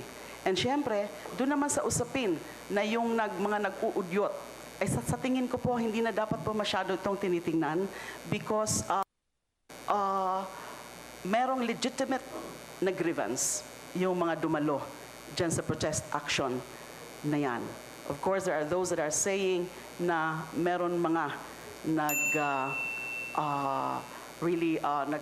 ano sa kanila para to provoke yung kanilang mass actions. But the fact remains that they have a legitimate grievance insofar as the allegations about getting hungry, etc. But what happened there is really a breakdown of the application of the existing protocols in addressing mass actions. Thank you. This actually is about something else that's happened under your term as Secretary of Justice. This is on the misuse of the Priority Development Assistance Funds. What would you do with that? Would you, what law can be created? Do you have a proposal to revamp the system that allows this, or should it be abolished? PDAF has been declared unconstitutional already, so it has in our system of governance. We saw how it affected the delivery of services, and we saw how this was abused and how lawmakers can really connive with private individuals in terms of profit from the system. So it has no place in our system of governance. I will never push for its return in government projects. And therefore, well, we have to just really tighten up in terms of the auditing and in terms of accreditation of NGOs, when NGOs in the first place must be also subjected to the same stringent requirements, for example, of public bidding, etc. Thank you. Thank you. Okay, let's move on to Sherwin Gatchalian. Here's a crowdsourced question. Let me pull it up. From Brian N-A-Y-R-B, NAYRB. Most of the cities in Metro Manila have promoted the use of eco bags to lessen waste. In Valenzuela, where your family owns a manufacturing company called Plastic City, don't you think it's time for you to limit the production of plastics and join this program using eco bags? For the record, our family is no longer in the plastic business. We shut down that business, I think, 1997. So we're not in the business of producing plastic products anymore. However, in Valenzuela, almost 50% of the Philippine plastic manufacturers are in Valenzuela. They contribute close to 100,000 employment or 100,000 jobs. So banning plastics in Valenzuela is essentially reducing jobs in Valenzuela. So we have a different take. We encourage people to use reusable bags and recycle plastic bags. I think what we have to harp on here is not the bags itself, but the people who are using the bags itself. So in Valenzuela, we encourage our constituents to bring their own bags and also to recycle plastics. Thank you. Okay, the follow-up question this time comes from our Rappler editors who are watching you. The Kentex fire in Valenzuela killed 74 people. What laws should be put in place? Who should be at the forefront of enforcing regulations? Local government or national agency? I think in that experience, really, it's an eye-opener for the LGUs. I think we should start devolving the Bureau of Fire to the LGUs and hold the mayors directly accountable to the Bureau of Fire. Right now, there is a detached responsibility wherein the Bureau of Fire reports directly to the DILG. It doesn't have any operational control, any administrative control over the Bureau of Fire locally. So to make it streamlined, to make it accountable, to make the mayor directly accountable, I suggest to devolve the Bureau of Fire to the local government units. Thank you. Thank you so much. That's Sherwin Gatchalian. The crowdsourced question for PCSO Chair Richard Gordon. This Irish May Dantes on Facebook. Being a former Secretary of Tourism, you've dealt with problems that arise when along with the boom of tourism. What would you do to solve exploitation of nature caused by tourism, tourists coming in? Mr. Gordon, you have a minute and a half. There are so many things. You have to make the tourist account. For example, in other places, so that they don't throw around their refuse, and when they get out of the island, they have to return that to the shore. That happens in the Maldives. That can happen here. In fact, it's happening elsewhere. But the real bad thing is going up mountain climbing where you see a lot of refuse. Kailangan yan talagang marami talagang orientation na ibibigay sa mga mountain climbers because you see a lot of refuse. Tapos yung irresponsible camping, nagsusunog sila doon. Tapos hindi nakahanda, we need park rangers. Even in the Watch Our Whales WOW program in Sorsogon, kailangan talaga may ethic yung pag-dive. You don't destroy the habitat of the whale shark. And marami nang gugulo doon, nagbabato ng bote doon sa loob, halimbawa, o kaya pinipigil mismo ng community. Communities must be part of the process of change. The people must be the ones to protect their tourism industry. For that matter, if you look at all rivers, makikita nyo kung gusto mong linis, dapat gaganda. Hindi naman kailangan talagang para kang pulis. Pero if you know that tourism creates jobs and where tourism advances, poverty will retreat, then it becomes a culture of responsibility for our people. Thank you. Thank you so much. And the follow-up question is actually something you wanted to talk about earlier, which is on security. The top security concern that the country needs today, in your mind?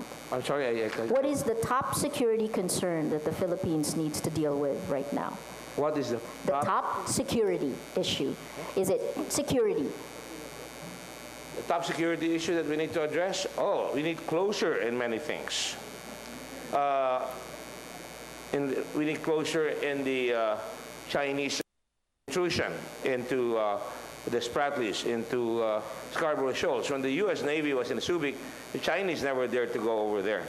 So we really have to engage the Chinese in a very active diplomacy, tell them that we have been together for a long, long time without placating them. They must know that we are firm and fair in the sense that we can work things out. I mean, after all, the Chinese have been trading with us even before the Spanish came here. And they like that. When I talk with them, they like that. But of course, when you confront them by bringing a second, a former Coast Guard and turning it into a Philippine Navy vessel and confront their fishermen with it, they will react. You have to understand that China reacts to any kind of foreign intrusion in their country. And so what if they do? When they intrude in our country, we will react too. And that is why we have to put in more money in essential, have a fighter squadron that can at least say something, little boats, littoral fleet that can go out there, have a good relationship with Japan, with Korea, with America, with Australia, with Indonesia, and all the other countries, and let China know they are still our friends, but if they do so, they will have to reckon with the fact that we will fight back. Finland fought back, yung mga Russians or the Soviet Union in World War II. Thank you, Richard Gordon. Crowdsourced question for Representative Risa Ontiveros. This is from Facebook.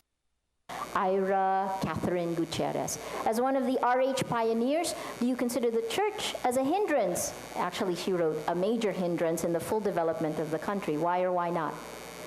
Nananatili po akong Katoliko at pinalalaki ko yung mga anak ko bilang Katoliko. Although I tell them as part of my whole follow your bliss parenting na mang yon, mag-embark sila sa sarili nilang spiritual search. But anyway, kaya rin naman ako naging aktivista ay sa inspirasyon din ng pananampalataya ko. I think yung spirituality or humanism ng bawat tao ay isang orig na inspirasyon. Kahit sa mga kababayan natin na agnostic o atheist, yung humanismo natin. Pasalamat ako, I have lived to see the day na merong isang Santo Papa, si Pope Francis. My kids will say, Mama, you're fangirling again. Pero kahit wala po siyang ibinagong ni isang punctuation mark ng doktrina, pero yung kanyang kondukta, yung kanyang tono, somehow parang pinagpapatuloy yung sinimulang pagbubukas ng simbahan ni Pope John the 23rd, nagiging inclusive siya. Ako, sa gitna ng mahihirap na sitwasyon minsan, lagi akong bumabalik sa orig na inspirasyon ng isa sa mga pananampalataya sa Pilipinas na nanganak ng Theology of Liberation na naghamon sa atin na maging Church of the Poor. At yun din yung aking sekular na politika na higit sa lahat. So, natin, makiisa tayo sa mahihirap, sa karamihan, para magkaroon tayo ng totoong mas humanista, mas makatao. Yan naman ang totoong makadiyos kung gustong itanong na lipunan.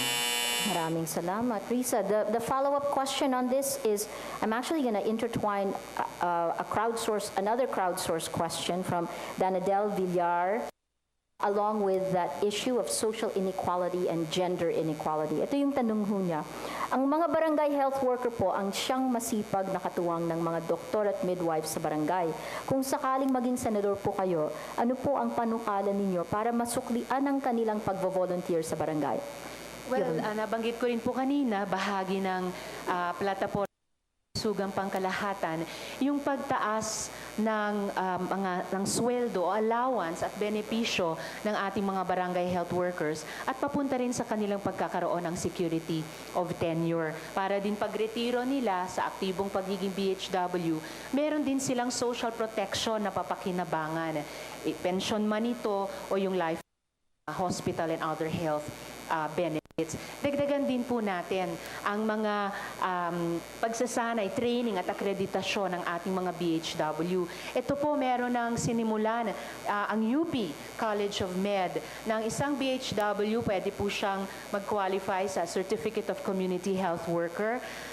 Ito po napaka-importante tulong natin ng public health, primary health care at public health tulad ng hinahamon ng Alma Ata Declaration of 1977. Yung ating pong mga barangay health workers ay pwede ring mag-aral at mag-qualify sa mga qualifying exams na maging kumadrona, pagkatapos maging nurse, at kung gusto pa ng mga kabataang BHW, maging doktor pa. Para sa kanilang serbisyong ibinibigay nga, kahit papaano masuklian natin ang tamang benepisyo at masuportahan natin sila sa career pathing bilang bahagi sila ng isang national health strategy mula barangay hanggang pa sa pambansa. Thank you, Risa Ontiveros. The final social media question. Sorry.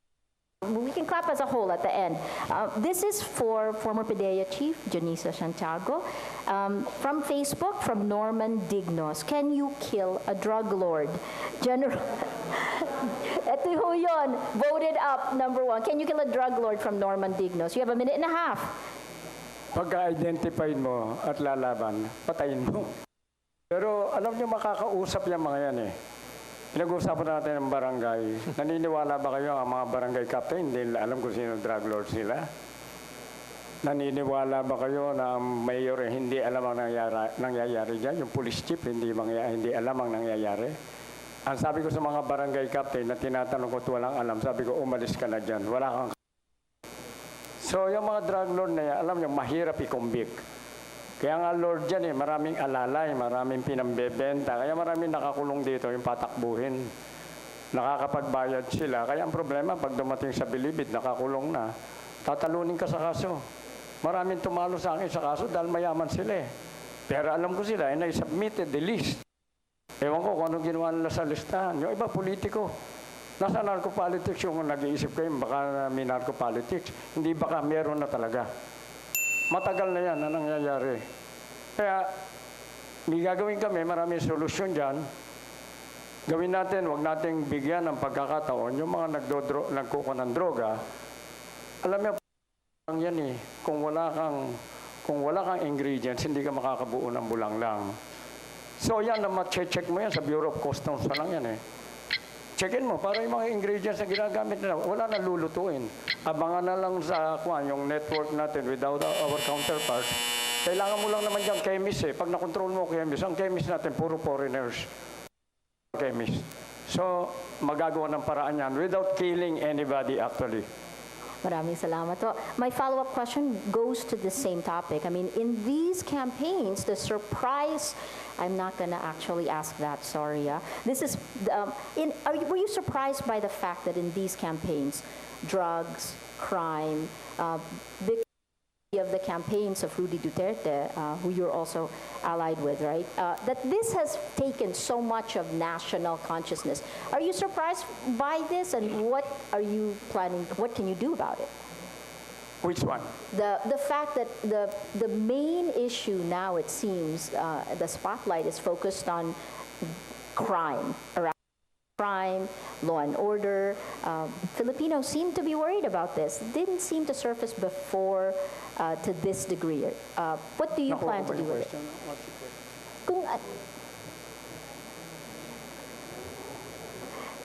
I'm not surprised. Dahil nga sabi, ang statistics, 92% of all the barangays are drug affected. Yung statistics ng crime, ang mga bulk ng crimes natin are drug related. And directly drug related. Yan ang bulk ng crime natin. So, I'm not surprised anymore because, alam niyo, pati yung huli ng huli, ang production mo ng Minilab is 1 kg. So, if you have one kitchen laboratory pala, if you have one kitchen laboratory, they will manufacture 30 kilos a day. A month.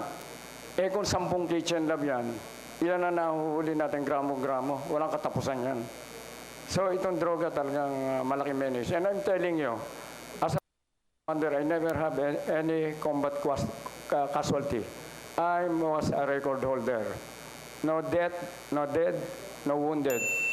Pag upo ko sa PDEA, ilan ang patay ko? Ang trabaho ko dyan, magpunta sa lamay ng tao ko. Ganyan katindi. Kung kami sundalo, pinapatay ng drug lords, ng mga nasa drugs, kayo pa. This should be everybody's concern. And I'm not surprised. Sabi ko nga, nakatago sila eh. They have lawyers to face you. Minsan, pagka may huli kami, nauuna pa yung abogado. And di kampanilya. Di kampanilya. Yung PAW lawyers, the usual lawyers. Mabigat. Sige ho. Salamat ho. So that ends our crowdsourced questions from social media. Thank you, General Santiago. Thank you, candidates. Now, for our audience, use #LeaderIWant to post your questions. You can also look at the live commentary on the page, www.rapper.com/phvotedebates. When we come back, you're going to hear from the students of the University of the Philippines. questions they want to ask, to find the leader they want. We'll be right back. Thank you.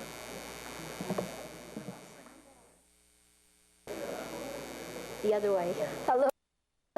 We're back with hashtag the leader I want.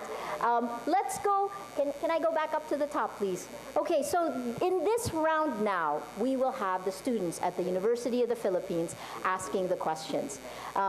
One student will ask a question from one candidate. Please say your name and who you're asking it from. That candidate will have a minute to answer. The last 30 seconds, the same way, you'll hear a sound until the final buzzer. Let's go directly to the students asking the questions. Please introduce yourself and to which candidate. Good afternoon. I'm Ian Serrano from the UP School of Economics. My question is addressed to Mr. Walden Bello. What is your stand regarding higher state subsidy for universities and colleges? And what concrete steps have you done or plan to make in case you become senator regarding this? Thank you. Well, I think the question is really very important because we do need accelerated subsidies for state universities and colleges in order to be able to bring quality education for all. And in fact, the plan that I'm offering, which is free education for all, is something that will not sacrifice quality for quantity. Kaya ho, siguro yung difference ho namin ni Sherwin was I had 150 billion because I was using as computation UP standards ho. Because I think what we should do is raise the rest of our state colleges and universities through targeted subsidization to UP Diliman standards rather than bring it down. Okay? So, kaya ho, pero I just wanted to say na yung 150 billion, maliit pa rin ho yan. Kasi what foreign debt is about something like 700 billion pesos a year right now. And that is unconstitutional because we should be having the first item in the budget priority is education. Salamat ho. Thank you, Representative Bello. Let's go ahead and introduce yourself. Good afternoon, everyone. I'm RG Bilen from. My question is addressed to Secretary Diliman. Bilang senador po, paano po natin sisiguraduhin na yung mga lumalabag sa batas, lalo na yung mga makapangyarihan, ay hindi mamumuhay sa loob ng kulungan na parang nasa paraiso? Well, talaga namang dapat ayusin natin yung correctional system natin. At ang palagi ko pong sinasabi, na ang root cause ng mga prison-based ay yung severe congestion. Talaga naman. So how can you implement yung mga reformation programs na yan ang talagang thrust ng ating correctional system kung hindi natin nabibigyan ng tamang environment to really for reformation. So yung severe congestion ang pangunahin talagang problema dyan. And that is going to be addressed already by certain plans, including yung paglilipat na ho ng ating National Bilibid Prison to another location na in-announce na nga ho kahapon ng ating Pangulo. It's going to be really a big step towards addressing that, na dapat nagkakaroon ng talagang maayos na segregation and classification ang mga inmates para tutugunan kung anong klaseng rules ang mga i-apply sa kanila para hindi sila nagiging libre sa mga ginagawa ng mga prison-based criminality. Thank you, Secretary Lima. Let's ask. Magandang gabi. Ako si Ogie Arsenas, professor ako dito sa School of Economics. Para kay Mr. Gatchalian, naniniwala ka ba sa tinatawag na sustainable development na kung saan may balanse ang economic growth at saka yung environmental protection? Kung naniniwala ka bilang, kung ikaw ay mahalal na senador, paano mo isusulong itong panukala ng sustainable development para sa bansa? Kung hindi naman, anong mas mahalaga, economic growth or environmental protection? Salamat. Thank you. Pag umiikot po ako sa mga lalawigan ho natin, madalas ko sabihin po sa mga bagong sibol na syudad na kung pupunta ho kayo sa Metro Manila, yan ang huwag niyong gagayahin. Kasi ang Metro Manila is really congested, urban decay, at walang plano. In fact, ang Metro Manila, part of 17 cities, na ang mga plano nila ay hindi synchronize, no? Even though it's one big organism, pero itong 17 LGUs hindi nagsisynchronize. So ang proposal ko sa mga new cities, unahin na nila yung comprehensive land use program nila. Because the comprehensive land use program, dito ma-identify kung saan yung tayuan ng industries, residential, and paano maging sustainable in terms of infrastructure. Thank you. Okay, let's go to the next one. Thank you. Go ahead, guys. You can clap in between. Hi, good afternoon. My name is Joss Nuke from the UP School of Economics Student Council. And my question is for Dick Gordon. So my question is, what do you think should the role of ASEAN be in the next administration, ASEAN, in the next administration, especially with regards to the South China Sea or West Philippine Sea dispute? The role of ASEAN in the next administration. ASEAN is a very political organization. Yung Cambodia, yung Laos, tao ng China yan. Hindi sasama sa atin yan kahit yung Indonesia maglalaro, yung Thailand maglalaro. Tayo, kailangan natin matuto na makisama doon sa mga taong babackup sa atin. Ang China, subok yan. Sinuntok niya ang Vietnam pagkatapos ng Vietnam War. They gave them a bloody nose. Each of them got a bloody nose. Tapos umatras ang China. Kailangan paninindigan mo ang China. Ginawa rin nila sa Taiwan yan, doon sa Paracels. Sa Vietnamese, doon sa Sang Islands rin. So nakikita natin, suntok atras, because ang kanilang historia, papakita nila dahil ang kanilang bansa magulo, kaya kailangan matindi yung Communist Party hold, yung People's Liberation Army hold sa mga tao, kaya humahanap sila ng mga issue para mabubuo nila yan. Pinakamagaling sa atin, huwag tayong palaasa. Self-help, self-reliance, cooperation. Kakayanin natin lahat yan. Thank you, Senator Gordon. Hello, good afternoon. I'm part of the College of Social Sciences and Philosophy Student Council. Unlike other countries wherein mental health is an open issue at the same time a priority, there seemed to be and add to that, the poor condition of the mental health institutions in the Philippines. With that said, do you have any proposals that you want to push forward to the next administration? And are there any provisions from the existing laws that you want to review on this aspect? So I suppose tanong sa akin yun. Yes, Ms. Yusa. Salamat. Nung nasa board pa ako noon, ay nagsimula kaming mag-develop ng benefit package precisely para sa mental health. Ito yung panahon pagkatapos ng Yolanda. At grabe, hindi lang yung victim survivors ng Yolanda, pati yung first responders, lahat nangailangan ng longer term na counseling, pagpoproseso ng trauma, balik dun sa mental stability before the terrible disaster. Panahon din yan na sobrang naging tampok ulit sa public consciousness yung mga suicides, depression-related suicides ng mga kabataan, of course, ng mga artista din. Pero may panahon yun na nag-converge yung dalawang yon, yung isang national trauma dahil sa Yolanda at yung trauma ng mga individual at pamilyang nahuhulog sa depression at nahuhulog sa suicide. So yes, kailangan magbuo ng mental health benefit package sa PhilHealth, pero sa konteksto ng isang mas malawak na pagtingin na yung mental health ay kasama ng universal health. At tulad ng anumang health katawan, di dapat ikahiya o itago, ilabas natin out into the light of day para mas magkaroon ng suportahan sa ating lipunan at mula din sa mga health-related agencies ng pamahalaan. Thank you, Risa Ontiveros. And the last question from the students. Good afternoon po. I'm Alian Guanzon from the UP College of So, ang question ko po ay for Sir Santiago. Nakaraang taon po, daan-daang mga lumad ang bumisita sa UP Diliman para sa Manilakbayan 2015 upang i-forward yung kanilang protesta laban sa una, land grabbing, pangalawa, militarization, at pangatlo, paramilitary na presence na allegedly ay backed by AFP. Bilang ex-military, ano po ang inyong paraan para i-forward yung issue ng mga lumad sa Senado through legislation? Alam mo yung may mga karapatan yung lumads. Meron silang mga hinaing. We should listen to them. Ang military, we have been with them. Kaya lang ang problema, ang military is just one of the instrumentalities of government. There are so many things that we want to do.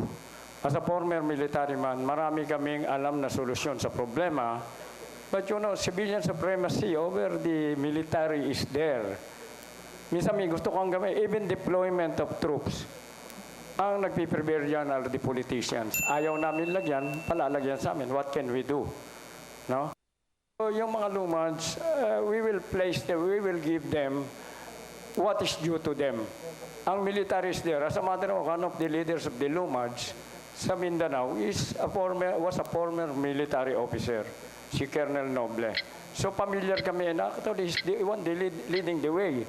And that works to the advantage of the military. Nakapag-usap-usap kami because they represent the lumads. Thank you, General Santiago. We actually have time for 2 more questions. Well, 1 more. Let's go ahead and 2 more questions. We're going well on time. Go ahead. Good afternoon. I'm Carlos Caballero from the UP School of Economics. I would just like to ask all the senators, since you talked about a lot, adding a lot of social services, how would you adjust the tax structure here in the Philippines to be able to actually fund all of these social services that you want to implement? It's great. Can I ask each of you to answer that? How are you going to fund it? But can I keep you to a minute each on each of those? Oh, they tell me 30 seconds. Seconds to respond. You proposed a lot of social services. Go ahead and repeat your question.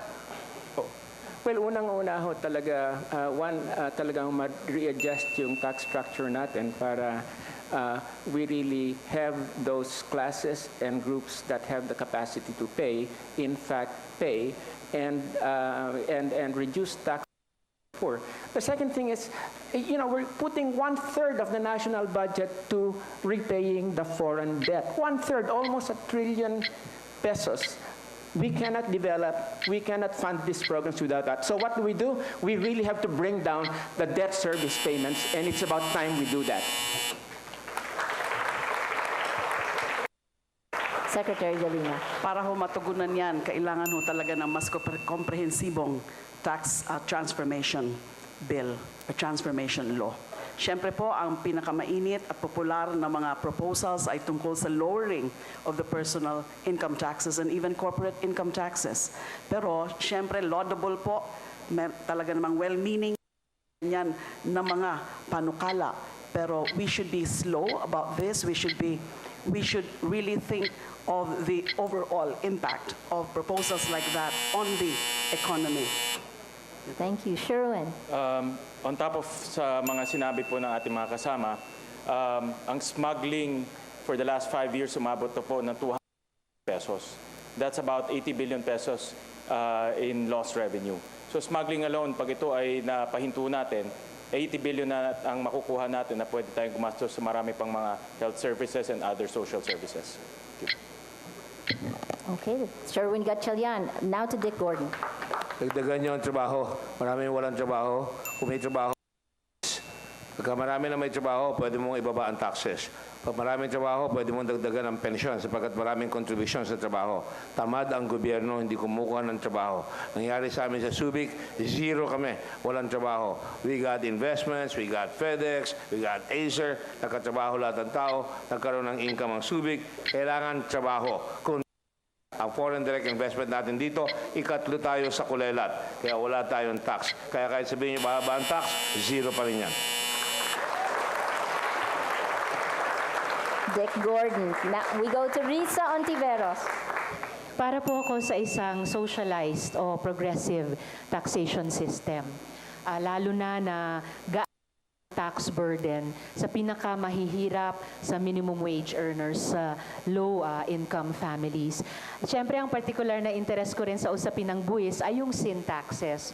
Paano ma-maximize itong sustained at lumalaking source of revenues ng gobyerno para pondohan ang iba't ibang social protection, lalo na yung yung pa rin mga super barangay health centers at pag-economically empower na ating mga barangay health workers. Thank you, Risa Ontiveros. We go to Janisa Santiago. The next leader of the country should have the political will. Alam niyo, dito maraming big time, nasa Fortune magazine, pero ang binabayaran lang, niloloko lang gobyerno. Smuggling, misdeclaration ng kanilang ini-import, yung aviation gas, ginagawang alcohol. You just can imagine the difference sa collection. You just hit the big time. Alam yan ang taga-customs. We need to play somebody who has the political will to help the big time. Dito sa politika natin, majority sinusuportahan ng big time. Pagka suportado ka, may problema ka. Maiipit ang kamay mo, hindi ka pa nag-uumpisa, nakatali na sa likod mo. So marami rin tayo, we can make some adjustments. Sa ibang countries, merong ginagawa na pagka-priority, pwedeng i-lower. Thank you. They're so nice. They stick to time. No? Okay, the last question before we wrap up. Okay, hi. Hello, good afternoon. My name is Sam Cinco. I am from the UP School of Economics Student Council. So my question pertains to transportation. So if you watch the news, TV, radio, the frequent issue in transportation is the MRT and the LRT. When only around less than 10% of the metro population use it. So, but then there are other issues in transport like lack of roads in the rural areas, congestion in NAIA. So if you were to be elected as senator, could you give me something other than the LRT, MRT, which you think should be an area that we should focus on in transportation, and what would you do for that? All of them? Yes. You want the same thing, 30 seconds, but let's start on this end this time around. Go ahead, General Santiago. You first, 30 seconds. Alam mo yung kagayang transportation, yung traffic sa Manila, napakahirap sa metro, sa EDSA. Hindi nyo magagawa single dispatch yan eh. Kasi ang daming bus companies yan na nag-aagawan. Ang ating yan, mga swelduhan, hindi swelduhan, commission basis. I serve with Shuttle Metro, yung bus company doon. It is government funded. Ang empleyado namin are salaried. Ang dispatch ng mga buses namin controlled.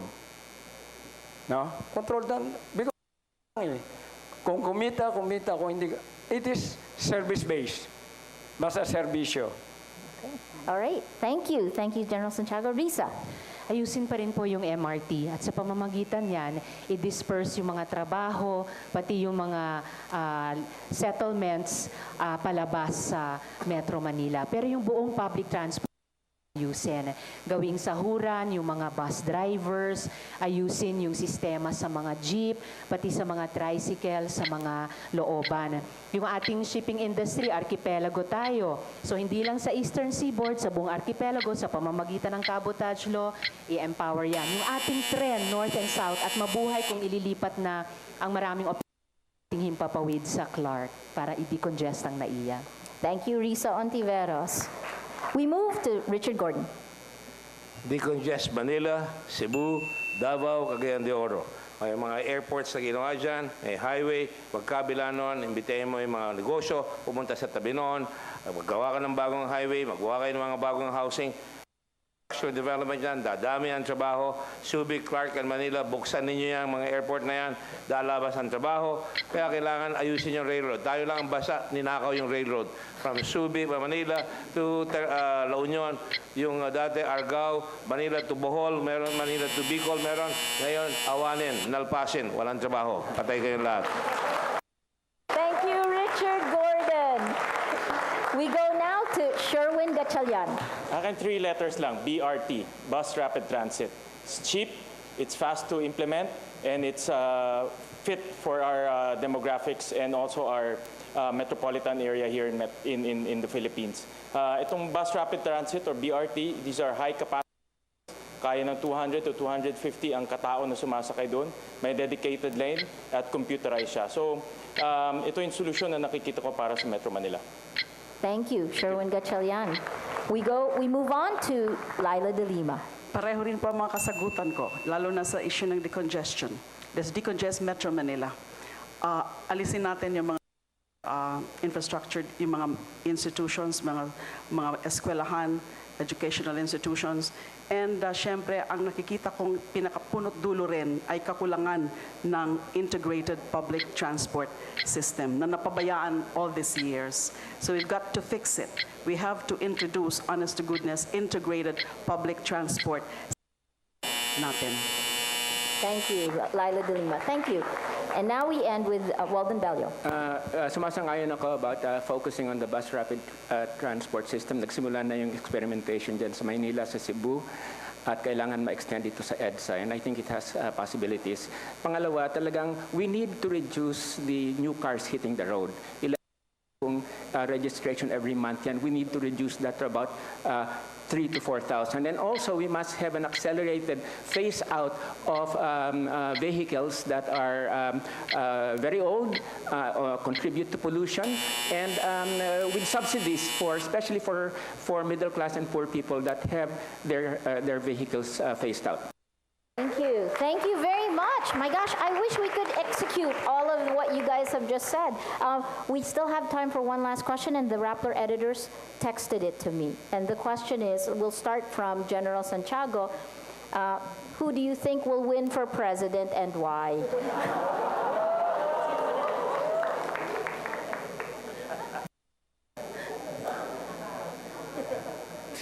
Sagutin ko totoo noon. May dayaan ba? Ano alam niyo, may dayaan ba? Pag walang dayaan, by trending lang. And I've been on the campaign trail. And I think it will be Duterte. Kasi nakita ko, alam niyo, ang taong mga audience crowd ni Duterte, parang Vietcong. Pag kami nagsasalita, wala. Pag dumating si Duterte, sarado. Puro record holder yung aming crowd. I'm independent, but I am aligned with Duterte.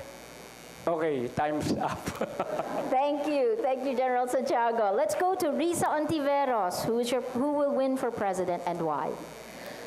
Ang mananalo yung ipaglalaban natin hanggang sa tagumpay. So patuloy ko pong ilalaban hanggang sa huling araw ng kampanya sina Maro ni Robredo.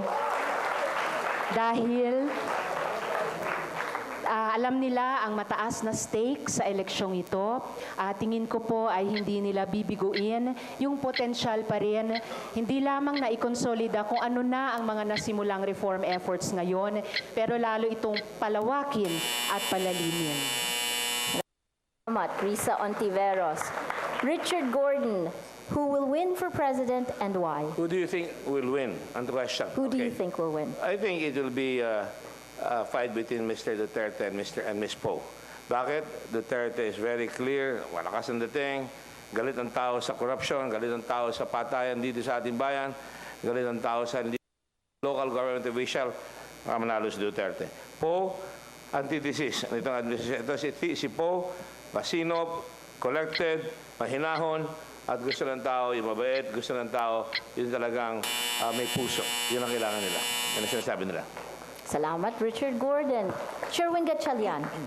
Sa akin po, Grace po and Chisa Escudero. Two words, jobs and anti-poverty. Sila lang po ang may solidong platform on jobs and anti-poverty. Thank you. Sherwin is the campaign manager of Grace Poe.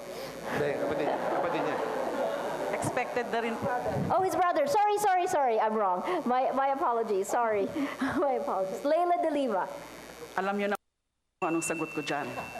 Siyempre, kay Mar Rojas and Leni Robredo po tayo. Walang duda, sila talaga ang pwedeng pagkakatiwalaan. Sila, yung may kakayahan. Sila, yung may katapatan. I would always say that Sec Mar Rojas is the most qualified, most competent, and clean, very clean candidate. Ganun din, siyempre, si Leni Robredo. Walang duda sa sinseridad. Walang duda na ang kapakanan ng karamihan ang isusulong nila. Thank you, Secretary De Lima. Walden Bello. Well, I would rather answer the question by saying who's not going to win. At sa tingin ko, hindi mananalo si Mar. Maaring manalo si Leni. Why? Kasi si Mar is really a management failure, and people have enough of that. Secondly, secondly, he's running on a legacy that has been also palpak. I mean, and it's dual standards in governance. How can anyone win with that kind of agenda? Thank you. Walden Bello. Okay, now we're almost at the end. The candidates get their last words. Let's start with the last man first. 1 minute each. Representative Bello, you have a minute. Your parting words. Kayo ho. Yeah, so go ahead. You have a minute for your parting words. 1 minute? A minute and a half. A minute and a half.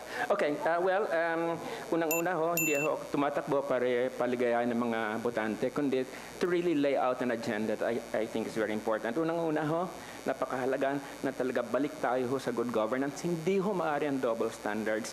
Dapat ipasa ang FOI, anti-dynasty bill. Pangalawa, napakahalaga na makompleto na itong reforma agraryo. No? 750,000 hectares of the best land in the country has not been distributed despite the existence of the Carper Law. We really need a very strong agrarian reform program. At saka yung coco levy no? Ang tagal-tagal, 200 billion pesos worth. Ibigay na natin sa mga cocoa farmers. I mean, it's about time that happens. Then, kailangan talaga natin na magkaroon ng isang change sa macroeconomic strategy. Let's make the domestic economy, let's make domestic entrepreneurs, let's make workers the center of the economy instead of the global economy. It's about time we broke with neoliberalism. Dito sa kailangan natin, masettle na ito sa Mindanao, kailangan na may pass. We need the BBL to be passed, and we know the consequences of not having an arrangement that really fulfills the needs of the Moro people, and that is going to come in. Finally, we need to come to the 21st century. Let's pass a divorce law, okay? Unang-una, we need to be on the frontier, okay? Let's pass an anti-discrimination law against LGBTs. In fact, let's pass a gay marriage law. Thank you. Thank you so much. That's Walden Bello. We come to Secretary Justice Laila De Lima. Your final Maraming word. salamat po sa aking pagpapatupad ng aking mga naging mandato na mga sensitibong mga mandato sa CHR saka sa DOJ. Hindi po maiwasan na meron mga ilan-ilan na mga impluwensyal na mga personalidad ang mga galit. Pero hindi ko po yan iniisip ngayon dahil sa pag-iikot ko po in the last few days ay makikita ko po na maraming tao naman po ang nag-e-express ng kanilang appreciation, nag-e-express ng kanilang suporta dahil nga ho dun sa mga aking mga pinaglaban mula pa noon sa CHR and sa DOJ. Pong halalan nito hindi tungkol kay Laila De Lima o kung kanino man na mga kandidato. Ang laban pong ito, ang halalan nito ay tungkol sa pangarap ng mga ordinaryong mamamayan para lalong maging makatao ang lipunan, para lalong maging makatarungan ang lipunan. Am I the leader you want? Kayo na po ang magpasya niyan. Kayo na po ang maghusga sa May 9 kung gusto niyo ba si Laila De Lima. Pero kung ano man ang kasagutan niyo dyan sa tanong na yan, tandaan nyo lang po, dahil ang aking plataforma ay isang pag-ibig rin, yung sinasabi ko kanina, na tunay at ganap at higit sa lahat, wagas. Thank you, Laila De Lima. We move to Sherwin Gatchalian. Mga kasama, kayo po ay mapalat na makakapagtapos ho kayo sa isang prestigyosong universidad, ng trabaho, matutulungan niyo po ang inyong mga pamilya. Pero paano naman po yung 5 milyon na mga bata na hindi po makakapag-aral sa kolehiyo dahil po sa kahirapan? Mga kasama, 9 na taon ko pong pinaglaban po sa Valenzuela na mabigyan po ng dekalidad na edukasyon po ang ating mga kabataan. At yan po ay patuloy ko ipaglalaban po sa Senado. Natin sila pwedeng iwanan. Dapat po bigyan natin sila ng fighting chance, ng chance sa buhay para maiangat ang kanilang pamilya sa kahirapan. Ganun po. Thank you, Sherwin. We are a country that is running in order to stay in place. Kung makakahuli pa tayo. In contrast, Japan, at the turn of the century, ng Tokugawa regime, 1884, pumasok. Within 20 years, Japan na naka-kimono, ay biglang tinalo ang Russian fleet in 1905 in 20 years. Lumakas ang kanilang infrastructure. Susi, education. Pay our teachers outstandingly well, and our students will become outstandingly great students. Hindi na sila palaasa sa gobyerno. Number 2, kailangan natin ng infrastructure. Bilhin nyo ang MRT, 16.5 kilometers, 6 years na ito, wala pa. Sira pa rin, may corruption pa. Noong araw 1887 to 1891, tinapos ang Manila to Dagupan. Nagkaroon tayo ng railroad hanggang Bicol, pati Tanay Island may railroad. Now, hindi ko malaman kung paano. You need jobs in infrastructure. You create roads, you create infrastructure, you will have jobs. And that's why infrastructure development has got to be outstanding. Kung may railroad, mura ang bigas. And therefore, I go now to the same thing. Go back to the farmers. Bakit natin binabarat ang farmers? Sila nagpapakain sa atin, pagkatapos binabarat na. Bigyan nyo lahat ng suporta ang farmers para sa ganon. Sila ay makakapag-plant, lahat ng fertilizer, lahat ng kailangan ibigay na ayuda, ibigay mo. Ang laki-laki ng land bank, ang daming pera, hindi mo lang makapagpautang sa farmer. Kaya dapat lamang ngayon ay ayusin natin, and of course, kailangan ninyo good leadership, suitable leadership. Yan ang kailangan. Thank you, Richard Gordon. We move to Risa Ontiveros. Nagkikwento po yung mga anak ko sa akin. Tinatanong daw sila ng mga kaklase nila sa school, bakit ba walang katigil-tigil yung mama nyo sa pagtakbo? Sa social media nga, may meme na inilabas, hugot line daw, si Risa Ontiveros, say die. So bakit nga ba ako walang katigil-tigil? Health is simply one of the core issues of our time. Ang sakit ay parehong sanhi at epekto ng kahirapan. Sanhi dahil kapag kailangang magpagamot ang isang miyembro ng pamilya, posibleng maubos ang life savings ng pamilya pa sa utang. Epekto dahil marami ring sakit na dulot ng kawalan ng akses sa malinis na tubig, nutrisyon at iba pa. Sa pamamagitan ng mahusay na serbisyong pangkalusugan, malalabanan din natin ang kahirapan. Kaya't dalhin po natin ang ating pangarap na Healthy Pinoy, Healthy Pinas. Ito po ay panatay habang may sakit na tinataboy sa ospital o pamilyang namumulubi dahil sa pagpapagamot, hindi tayo titigil. We have to keep trying because there's no other option. Muli ako po si Risa Ontiveros, health advocate, nanay sa pag-ibig, sa advokasya at sa buhay. Di tayo titigil dahil may mga laban na sadyang di binibitawan. Marami pong salamat sa inyong lahat. Mabuhay po kayo. Risa Ontiveros. And the final one, Janicia Santos. Peace and order, security, and development are interrelated. Magkako-connect yan. Pagka walang peace and order at walang security, development meron pero medyo mabagal. So pag nagawa natin yung tahimik na bayan, lalo tanggalin natin ang droga, kriminalidad, makakamove tayo forward a little bit faster.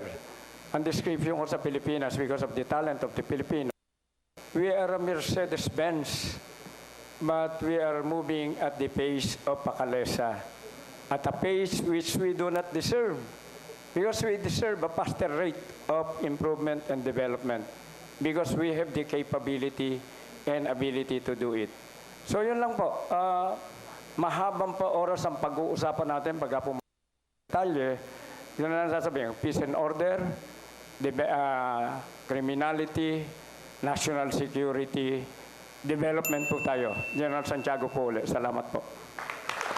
General Janicia Santiago, thank you so much. My gosh, we have had a wide array, a vision, we hope, of the Philippines. Please make your choices. Who's registered to vote in the audience? Wow. Okay. Did it help?